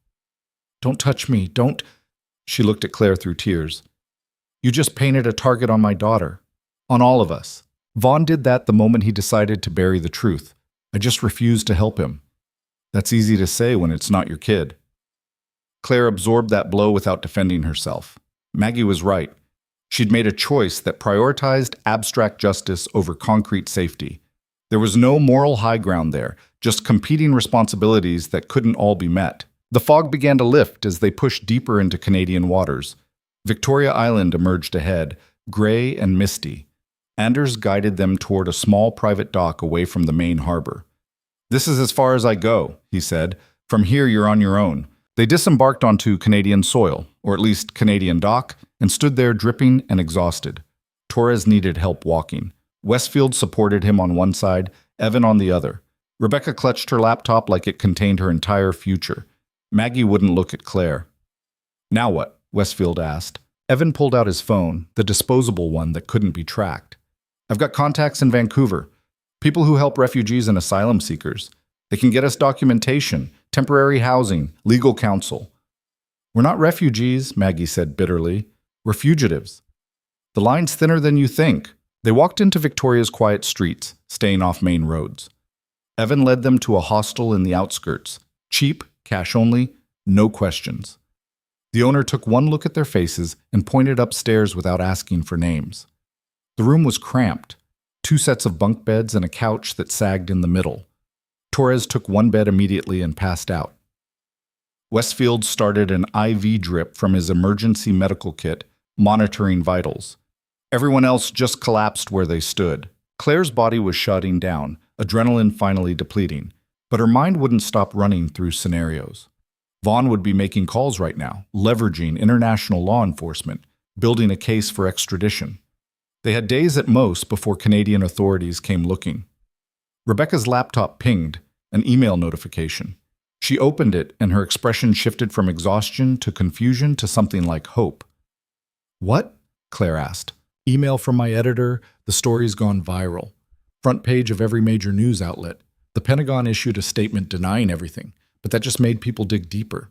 Other journalists are picking up the thread, finding corroboration, interviewing former Harmon employees who are suddenly willing to talk." Rebecca scrolled rapidly. "Congress is calling for hearings. The Inspector General's office announced an investigation. This isn't dying, it's exploding." Evan moved beside her to read over her shoulder. "Look at social media. It's trending everywhere. People are calling for Vaughn's resignation, for criminal charges." Claire felt a flicker of something she didn't trust yet. Not hope exactly, more like possibility. The story had legs, real ones. Enough momentum that Vaughn couldn't smother it quietly. Her disposable phone buzzed. Unknown number again. She almost didn't answer, then did anyway. Ms. Donovan. Not Vaughn this time. A woman's voice, professional, crisp. "My name is Senator Catherine Mills. I chair the Senate Armed Services Committee. I've just finished reading Rebecca Park's article and reviewing the supporting documentation. I need to speak with you and Michael Torres as soon as possible." Claire's guard went up immediately. "Why?" "Because I'm convening an emergency hearing on defense contractor oversight, and I want your testimony on record, both of you, under oath, with full immunity." "Immunity from what?" "We're already facing terrorism charges. Charges I'm going to make sure get dropped. What you've exposed is bigger than one botched cover-up. It's systemic failure at multiple levels of defense oversight. I need witnesses willing to go on record in front of Congress and the American people." Mills paused. "I know you're in Canada, I know you're running, but if you come back voluntarily and testify, I can protect you. Full immunity, protective custody, legal representation. You'll be untouchable. We were untouchable before. That didn't stop them from coming after us. That was before this became a national scandal. Before every news camera in the country started pointing at the Pentagon, asking questions they can't dodge. The political calculus has changed. You're more valuable as witnesses than as fugitives now." Claire wanted to believe her, wanted to think that exposure had shifted the balance. But she'd been burned too many times by people promising protection. "How do I know this isn't just another trap?" "You don't, but consider your alternatives. Stay in Canada and fight extradition for years while Vaughn chips away at everyone around you. Or come back on your terms, under congressional protection, and force the truth into permanent public record where it can't be buried. Claire looked at the others. They'd all been listening. Evan shook his head slightly. Don't trust it. Rebecca looked cautiously optimistic. Westfield seemed too exhausted to care either way. Maggie just stared at the floor. I need to talk to my people, Claire said. You have 24 hours.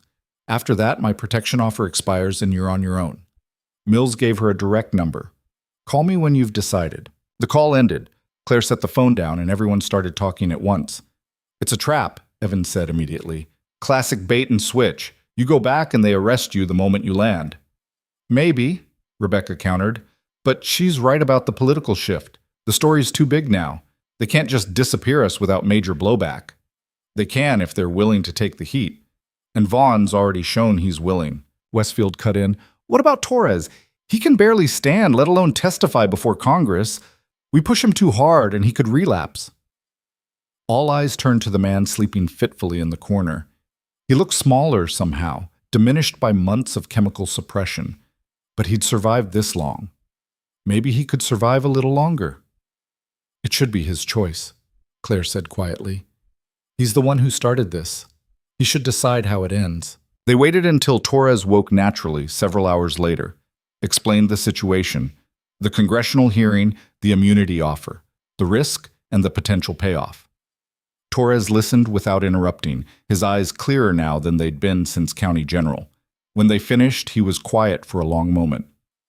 What happens if I say no? He finally asked. We stay here, fight extradition, hope Canada grants asylum. And those 14 people in Kabul, they just stay dead and forgotten? Nobody had an answer for that. Torres nodded slowly. Then I testify. Whatever it takes.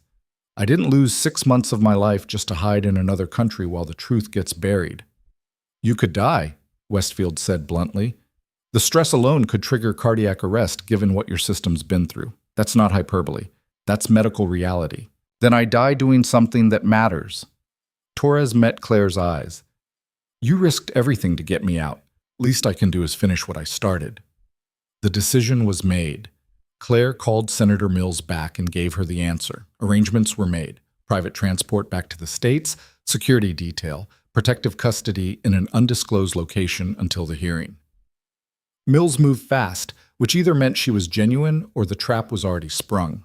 They flew out of Victoria the next morning on a chartered plane that Mills had arranged. No commercial flights, no public records.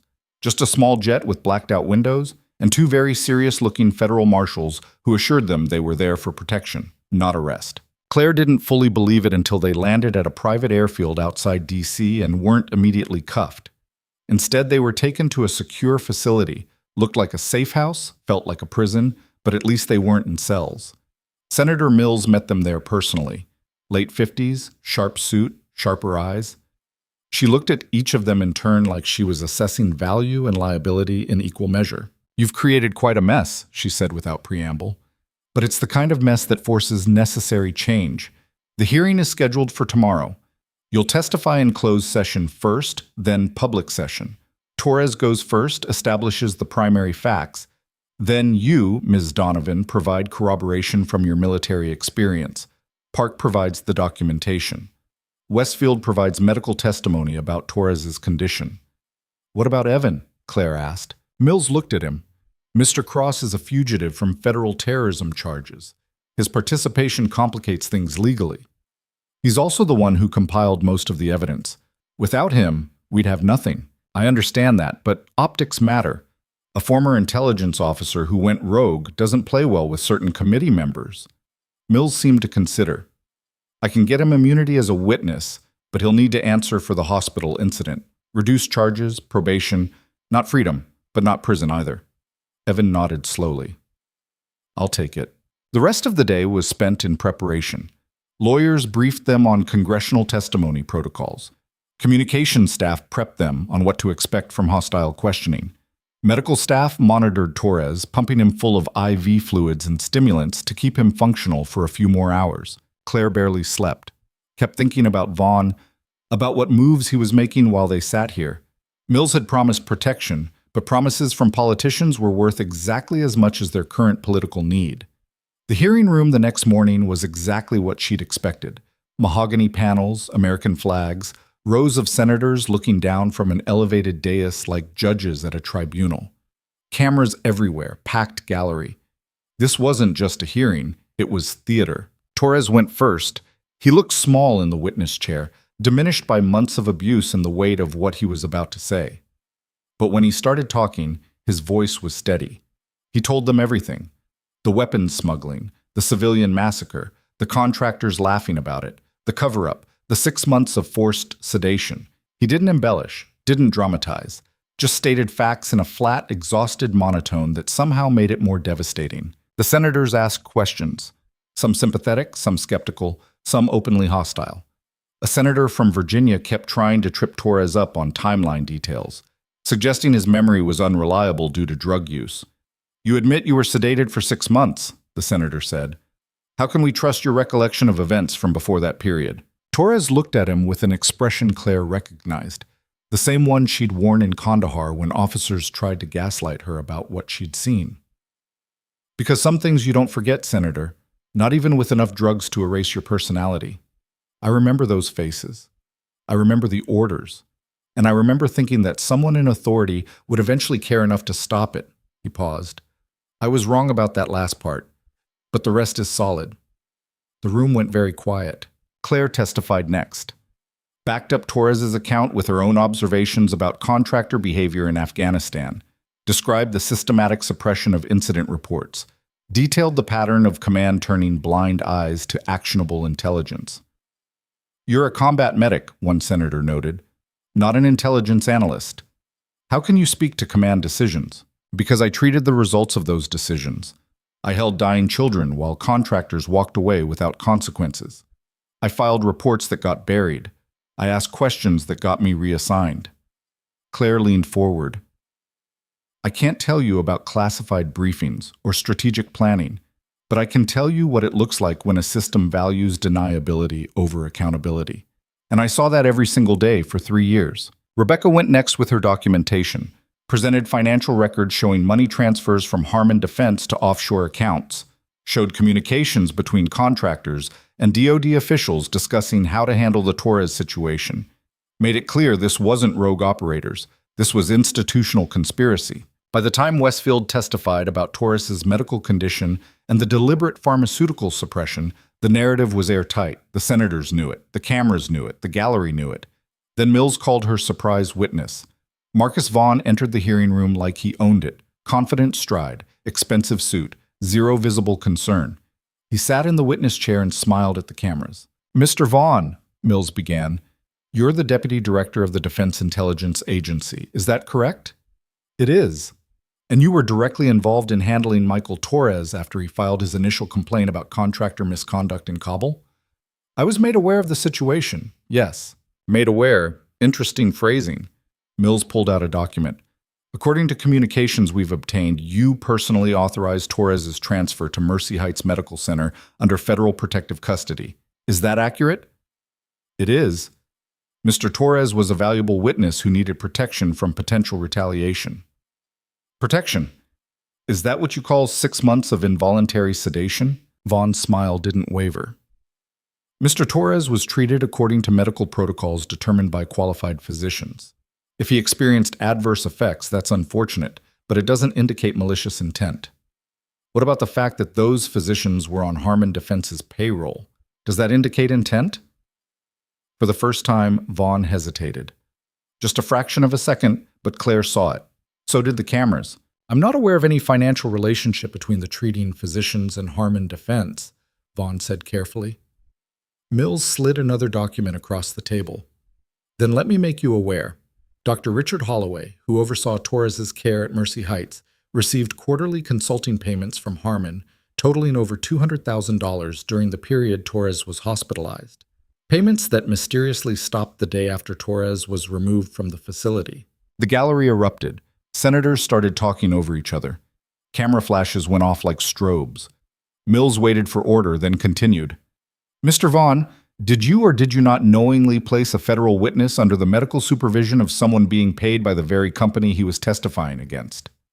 I relied on established protocols you personally designed, protocols that conveniently ensured Torres couldn't testify while simultaneously maintaining plausible deniability about who was responsible for his condition. Mills leaned forward. How many other witnesses have been handled this way, Mr. Vaughn? How many other inconvenient truths have been buried in hospital beds? Vaughn's composure cracked. Senator, with all due respect, you're making serious allegations without understanding the complexities of intelligence work. I understand perfectly. You authorized the suppression of testimony regarding war crimes. You facilitated the cover-up of civilian deaths. And when that was exposed, you personally threatened American citizens, including the family members of witnesses in this case. That's absurd. Mills played an audio recording. Vaughn's voice, clear and unmistakable, making threats about Rebecca's mother and Westfield's son. Every word documented, time-stamped, verified. The room exploded again. Senators were shouting. Reporters were running for doors to file stories.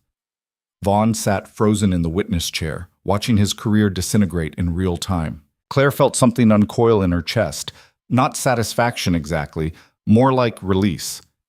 The system that had crushed her, that had silenced Torres, that had killed 14 people and tried to call it necessary. That system was finally, publicly, failing to protect itself. Mills gavelled for order. Mr. Vaughn, I'm recommending immediate suspension pending criminal investigation. Federal prosecutors will determine what charges are appropriate, but obstruction of justice seems like a good starting point. She looked at him coldly. You're dismissed. Vaughn stood on shaking legs and walked out of the hearing room.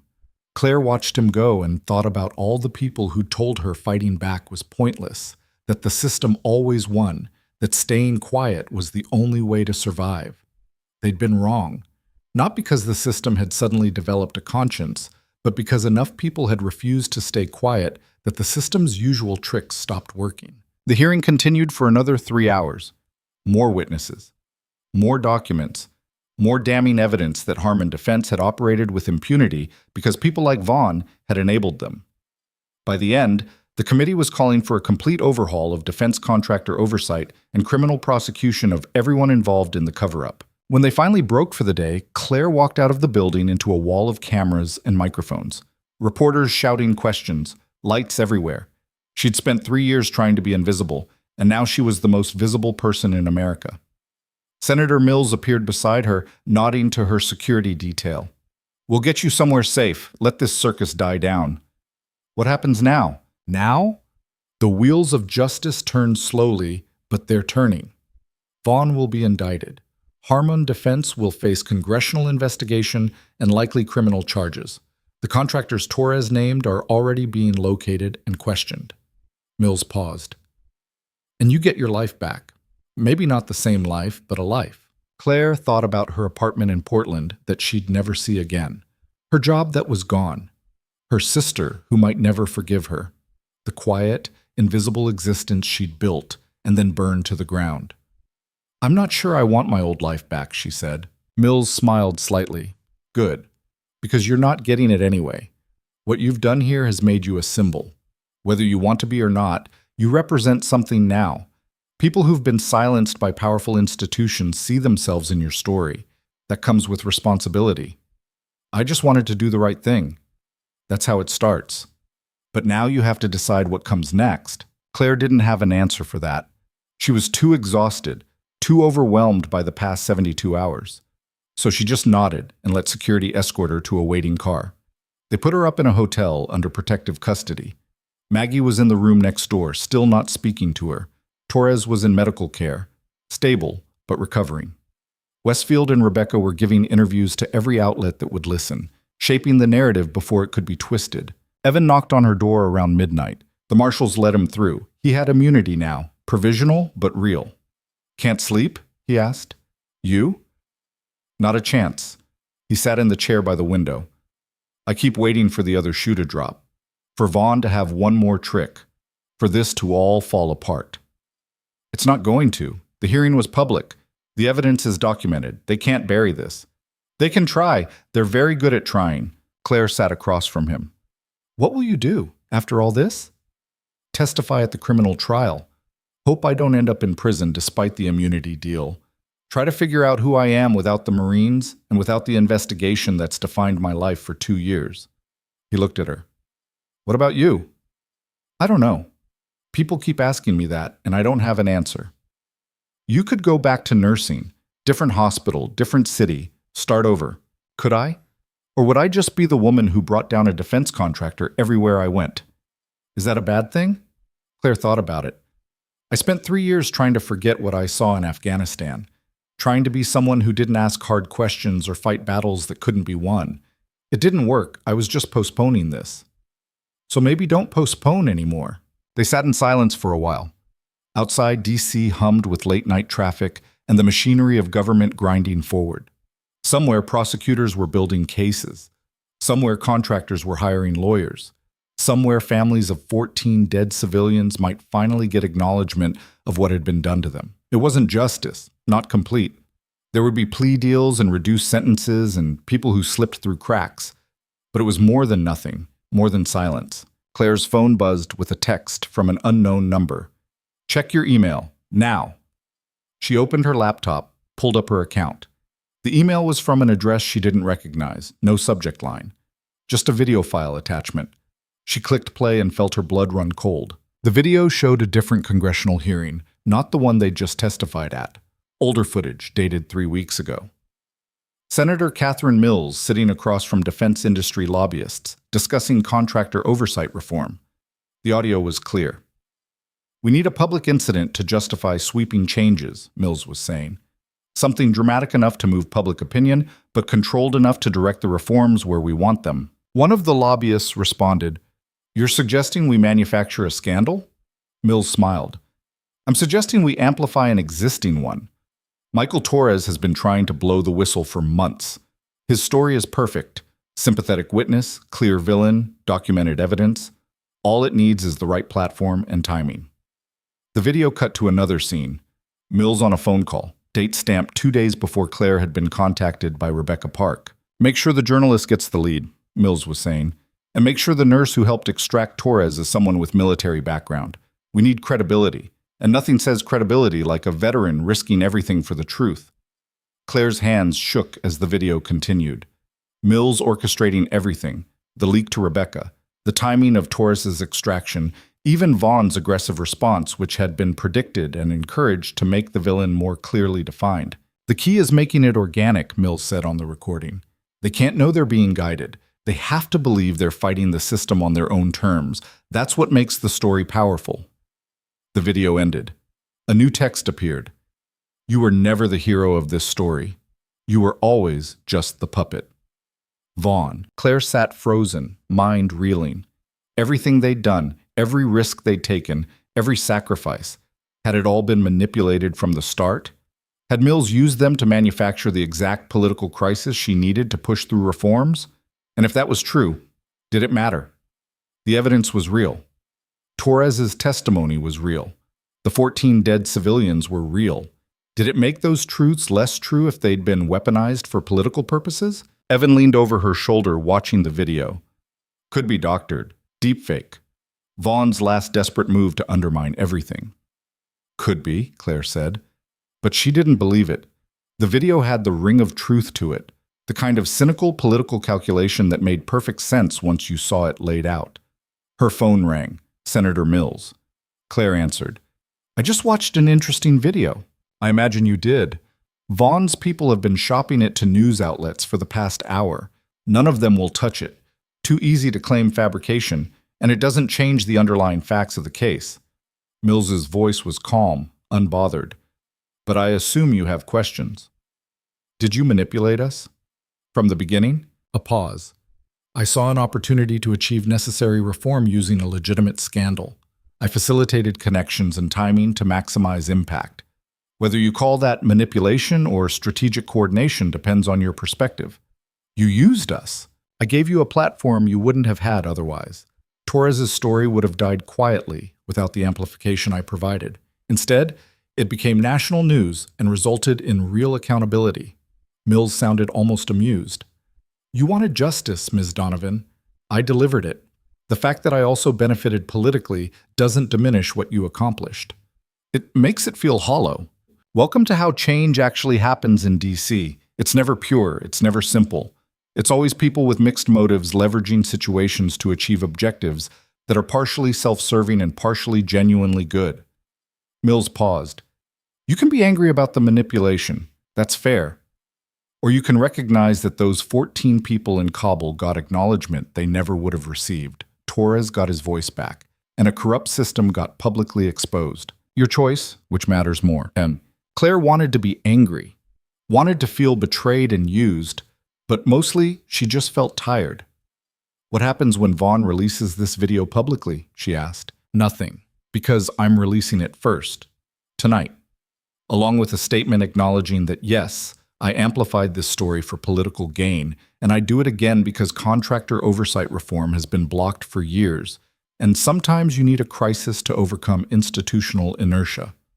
Mills's voice hardened. Transparency is the best disinfectant. Vaughn thinks exposing my tactics will undermine the investigation. Instead, it'll just be another news cycle that keeps the spotlight exactly where I want it. The call ended. Claire set the phone down and looked at Evan. We were played, she said. Yeah, but we still won.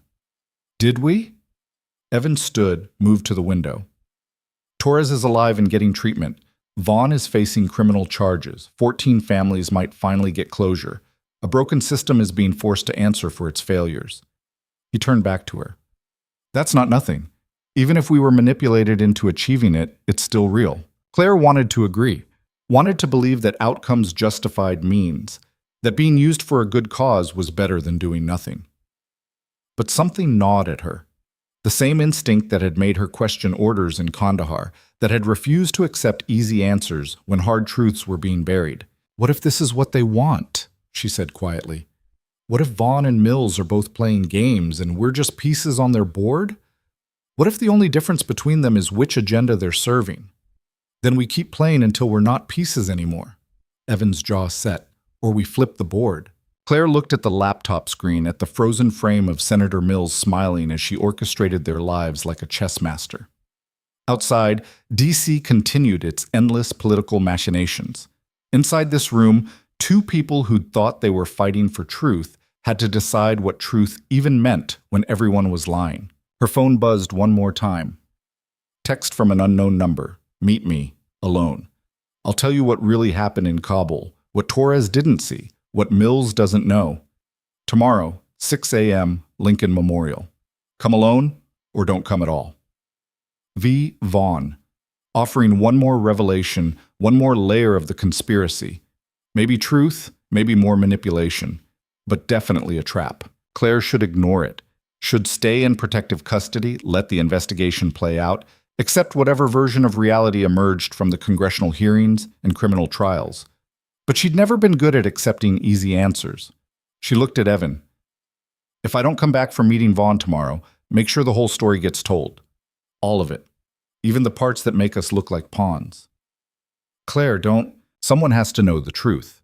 The actual truth. Not the version Mills is selling, or the version Vaughn's trying to bury. The messy, complicated, unheroic truth about how this really happened. She stood. That starts with hearing what Vaughn has to say. He'll kill you. Maybe. Or maybe he's desperate enough to actually tell me something real because he knows I'm the only person who might believe him. She didn't sleep that night. Just sat watching the hours tick toward dawn, knowing she was about to make another choice she couldn't take back. At 5:45 a.m., she slipped past the marshals, easier than it should have been, which made her wonder if Mills had instructed them to let her go, and took a cab to the Lincoln Memorial. Vaughn was waiting at the top of the steps, silhouetted against the early morning light. No guards, no backup visible. Just a man who'd lost everything standing in front of a monument to another leader who'd fought a war and paid the price. Claire climbed the steps slowly, hand near her weapon, eyes scanning for threats. Vaughn smiled sadly when she reached the top. You came. I wasn't sure you would. I'm here. Talk. What do you want to know? The truth. Whatever version of it you're selling. Vaughn looked out over the reflecting pool, silent for a moment.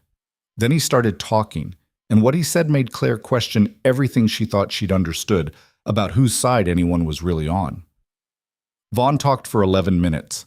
Claire counted because counting kept her grounded, kept her from reacting before she'd heard everything. What he told her was simple and ugly. Mills hadn't just amplified the Torres story, she'd been the one who'd blocked the original investigation 2 years ago. She'd sat on the Senate Armed Services Committee when Torres's complaint had first reached congressional oversight, and she'd personally ensured it went nowhere, because Harmon Defense was her second-largest campaign donor. The Reform Crusade, the dramatic hearings, the righteous indignation, all of it was theater designed to reposition herself before the next election cycle. She'd buried the truth first, then dug it up when it became politically useful. "She's not your ally," Vaughn said, staring at the reflecting pool. "She's mine. Or she was, until she decided I was more valuable as a public sacrifice than a private partner." Claire let that settle. "So you're both corrupt. We're both part of a system that rewards corruption. I'm not asking for sympathy. I authorized things I shouldn't have. Torres got hurt because of decisions I made. Those 14 people." His voice caught, just barely. "I signed the operational approval. I knew what would happen. I told myself it was necessary. It wasn't." "Then why tell me this? Why not just let Mills take the fall and disappear?" "Because she won't take the fall. She'll survive this. She always does. Politicians pivot. They rebrand. They write memoirs about how they fought for justice while conveniently forgetting they caused the injustice in the first place." He turned to face her. "I'm going to prison, Ms. Donovan. That's already decided. But Mills is going to walk away clean unless someone exposes her role in the original cover-up." He pulled an envelope from his coat and held it out. Original committee communications from 2 years ago. Mills directing staff to bury Torres's complaint. Financial disclosures showing harm on donations to her campaign. Enough to prove she knew about the massacre and chose to protect her donors instead of 14 dead civilians. Claire took the envelope. It felt thin, barely anything inside. But she'd learned that the smallest things carried the most weight. "Why give this to me instead of a journalist, instead of another senator?" Vaughn almost smiled. "Because you're the only person in this entire mess who actually cares about the truth more than the outcome. Everyone else, me, Mills, even Rebecca Park, we all have agendas. You just wanted to do what was right." He paused. "That makes you dangerous. And it makes you the only person I trust to use this properly." A helicopter appears over the tree line, circling low. Vaughn glanced up. "That's my escort, federal marshals. I called them before I called you." "You're turning yourself in?" "I'm surrendering on my terms, full confession, complete cooperation. Every name, every operation, every dollar. It won't save me, but it'll ensure that when the trials happen, the full picture is on record, including Mills's involvement." 2 black SUVs pulled up at the base of the memorial steps. Agents emerged, moving quickly, but not aggressively. Vaughn straightened his jacket, an almost absurd gesture of dignity from a man about to be handcuffed. "For what it's worth," he said, "I'm sorry about Torres. About what happened to you. About all of it. Sorry doesn't bring back 14 people. No, it doesn't." He started walking down the steps toward the agents, then stopped. "One more thing. The Kabul strike team, the contractors who carried out the massacre, 3 of them aren't actually dead. Harmon faked their deaths to prevent prosecution. Their real identities and locations are in that envelope." Then he walked down the steps, put his hands behind his back, and let the agents take him. Claire stood at the top of the Lincoln Memorial holding an envelope that could bring down a senator and resurrect 3 dead men, and thought about how complicated justice really was. Not the clean, cinematic version where heroes win and villains lose.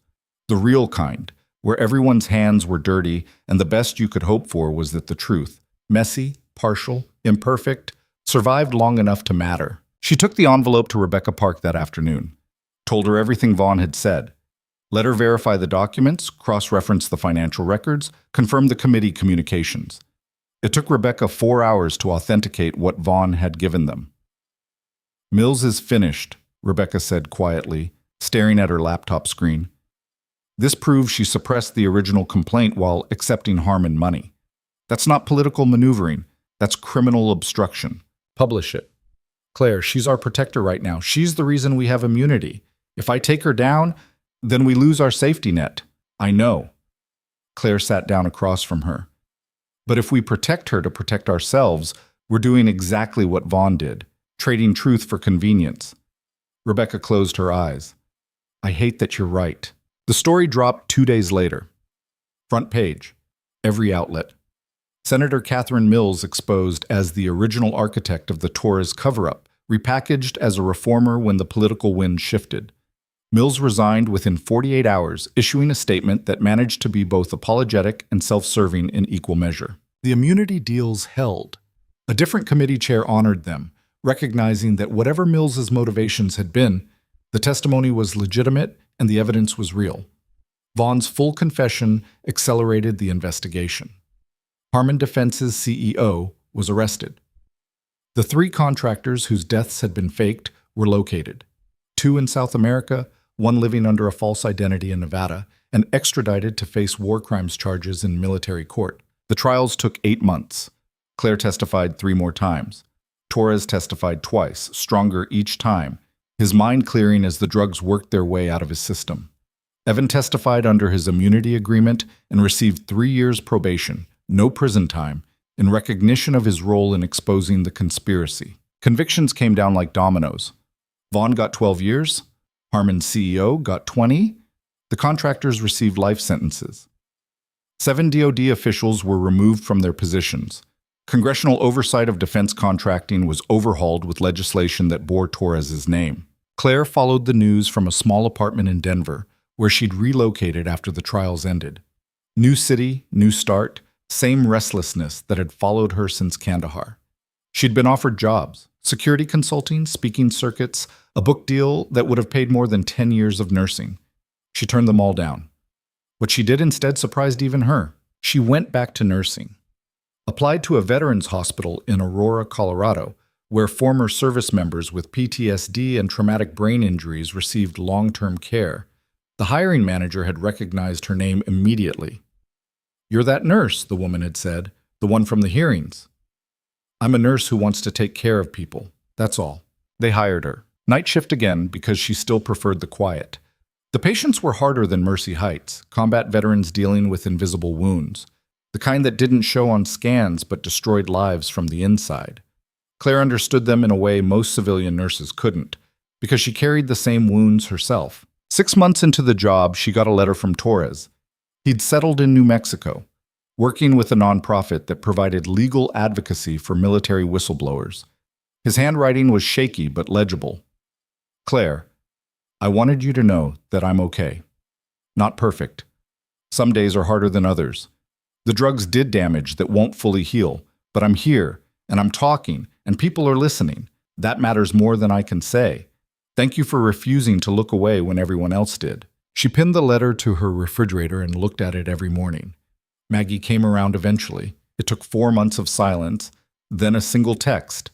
"Emma asked about you," followed by a phone call that lasted 2 hours and covered everything from the fire to the fear to the slow, grudging acknowledgement that Claire had been right, even if being right had cost them both. "I still don't forgive you for blowing up my kitchen," Maggie had said. "Insurance covered it. That's not the point." "I know." "Come for Thanksgiving. Emma wants to show you her science project." "I'll be there." Lisa Martinez, the charge nurse from Mercy Heights, tracked Claire down through the nursing registry and called one evening. "You know Holloway got fired, right?" Lisa said, after the investigation revealed he'd been taking Harmon payments. Lost his medical license. Claire felt nothing about that. Not satisfaction, not vindication, just the flat acknowledgement that consequences had arrived for a man who'd spent years treating everyone beneath him as disposable. "Good," was all she said. "The hospital brought in new administration. Actually decent people, if you can believe it.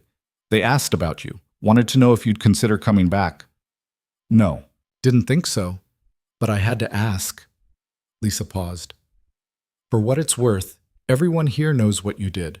The nurses, the orderlies, even the new doctors. They talk about you like you're some kind of legend." "I'm not a legend. I'm a nurse who got tired of being quiet." "Same thing, sometimes." On a Tuesday evening in October, Claire finished her shift and walked to her car in the hospital parking lot. The Colorado air was sharp, carrying the first bite of winter. She was tired in the good way, the bone-deep satisfaction of having spent 12 hours doing something that mattered, even if nobody noticed. Her phone buzzed. Email from a nursing school in Denver, responding to an application she'd submitted the previous week. They wanted her to teach a new course she'd designed herself. Crisis response and emergency decision-making for healthcare workers. The curriculum drew on everything she'd learned: combat medicine, hostage situations, institutional pressure, the psychology of acting when everyone around you is frozen. They'd accepted the proposal. Full faculty position, starting in January. Claire sat in her car, reading the email twice to make sure she wasn't imagining it. Then she laughed. Not the polished, photogenic kind, more the slightly unhinged sound of someone who'd been through hell and come out the other side to find something unexpected waiting. She drove home through quiet streets, past houses with lit windows and families settling in for the night. Her apartment was small, mostly empty, still not quite feeling like home. But it was hers. Chosen, not assigned. Built on decisions she'd made with her eyes open. On her kitchen table sat a framed photograph Torres had sent, himself standing in front of the New Mexico nonprofit office, thin but upright, squinting into desert sun. He'd written on the back, "Still standing." Next to it, a card from Evan, postmarked from somewhere in Virginia, where he was finishing his probation and writing a book about intelligence reform. Short message, typical Evan, "You were right, scorched earth works." And pinned to her refrigerator, beneath Torres's letter, a crayon drawing from Emma. Stick figures holding hands under a yellow sun. Aunt Claire and Emma, according to the wobbly caption. The proportions were wrong, and the sun had a face for some reason. But Claire looked at it every morning and felt something crack open in her chest that she'd spent years keeping sealed. The next morning, she arrived at the Veterans Hospital early. A new patient had been admitted overnight. Young woman, Army, 2 tours in Syria, hadn't spoken since arriving. The attending physician had flagged her as non-responsive. The other nurses gave her space, checked vitals, moved on. Claire pulled a chair beside the bed and sat down. Didn't say anything, just sat there present, the way she used to sit with Arthur in room 347 at Mercy Heights. After 20 minutes, the woman turned her head and looked at Claire with the hollow, exhausted expression of someone who'd seen things nobody should have to carry alone. "You don't have to talk," Claire said quietly. "But I'm here, and I'm not going anywhere." The woman's eyes filled. She didn't speak, but she reached out and gripped Claire's hand, and Claire held on, steady, unhurried, unafraid. Because that's what the quiet ones do. They show up. They hold on. They refuse to look away. And when the world tries to make them invisible, they become the thing that can't be ignored, not through volume or force, but through the simple, stubborn act of caring when it costs everything. Nobody clapped. Nobody noticed. The hospital hummed along, machines beeping, shoes squeaking on linoleum, the ordinary machinery of healing grinding forward one small act at a time. And Claire Donovan, former combat medic, former invisible night nurse, former fugitive, future teacher, sat in a quiet room holding a stranger's hand, exactly where she was supposed to be.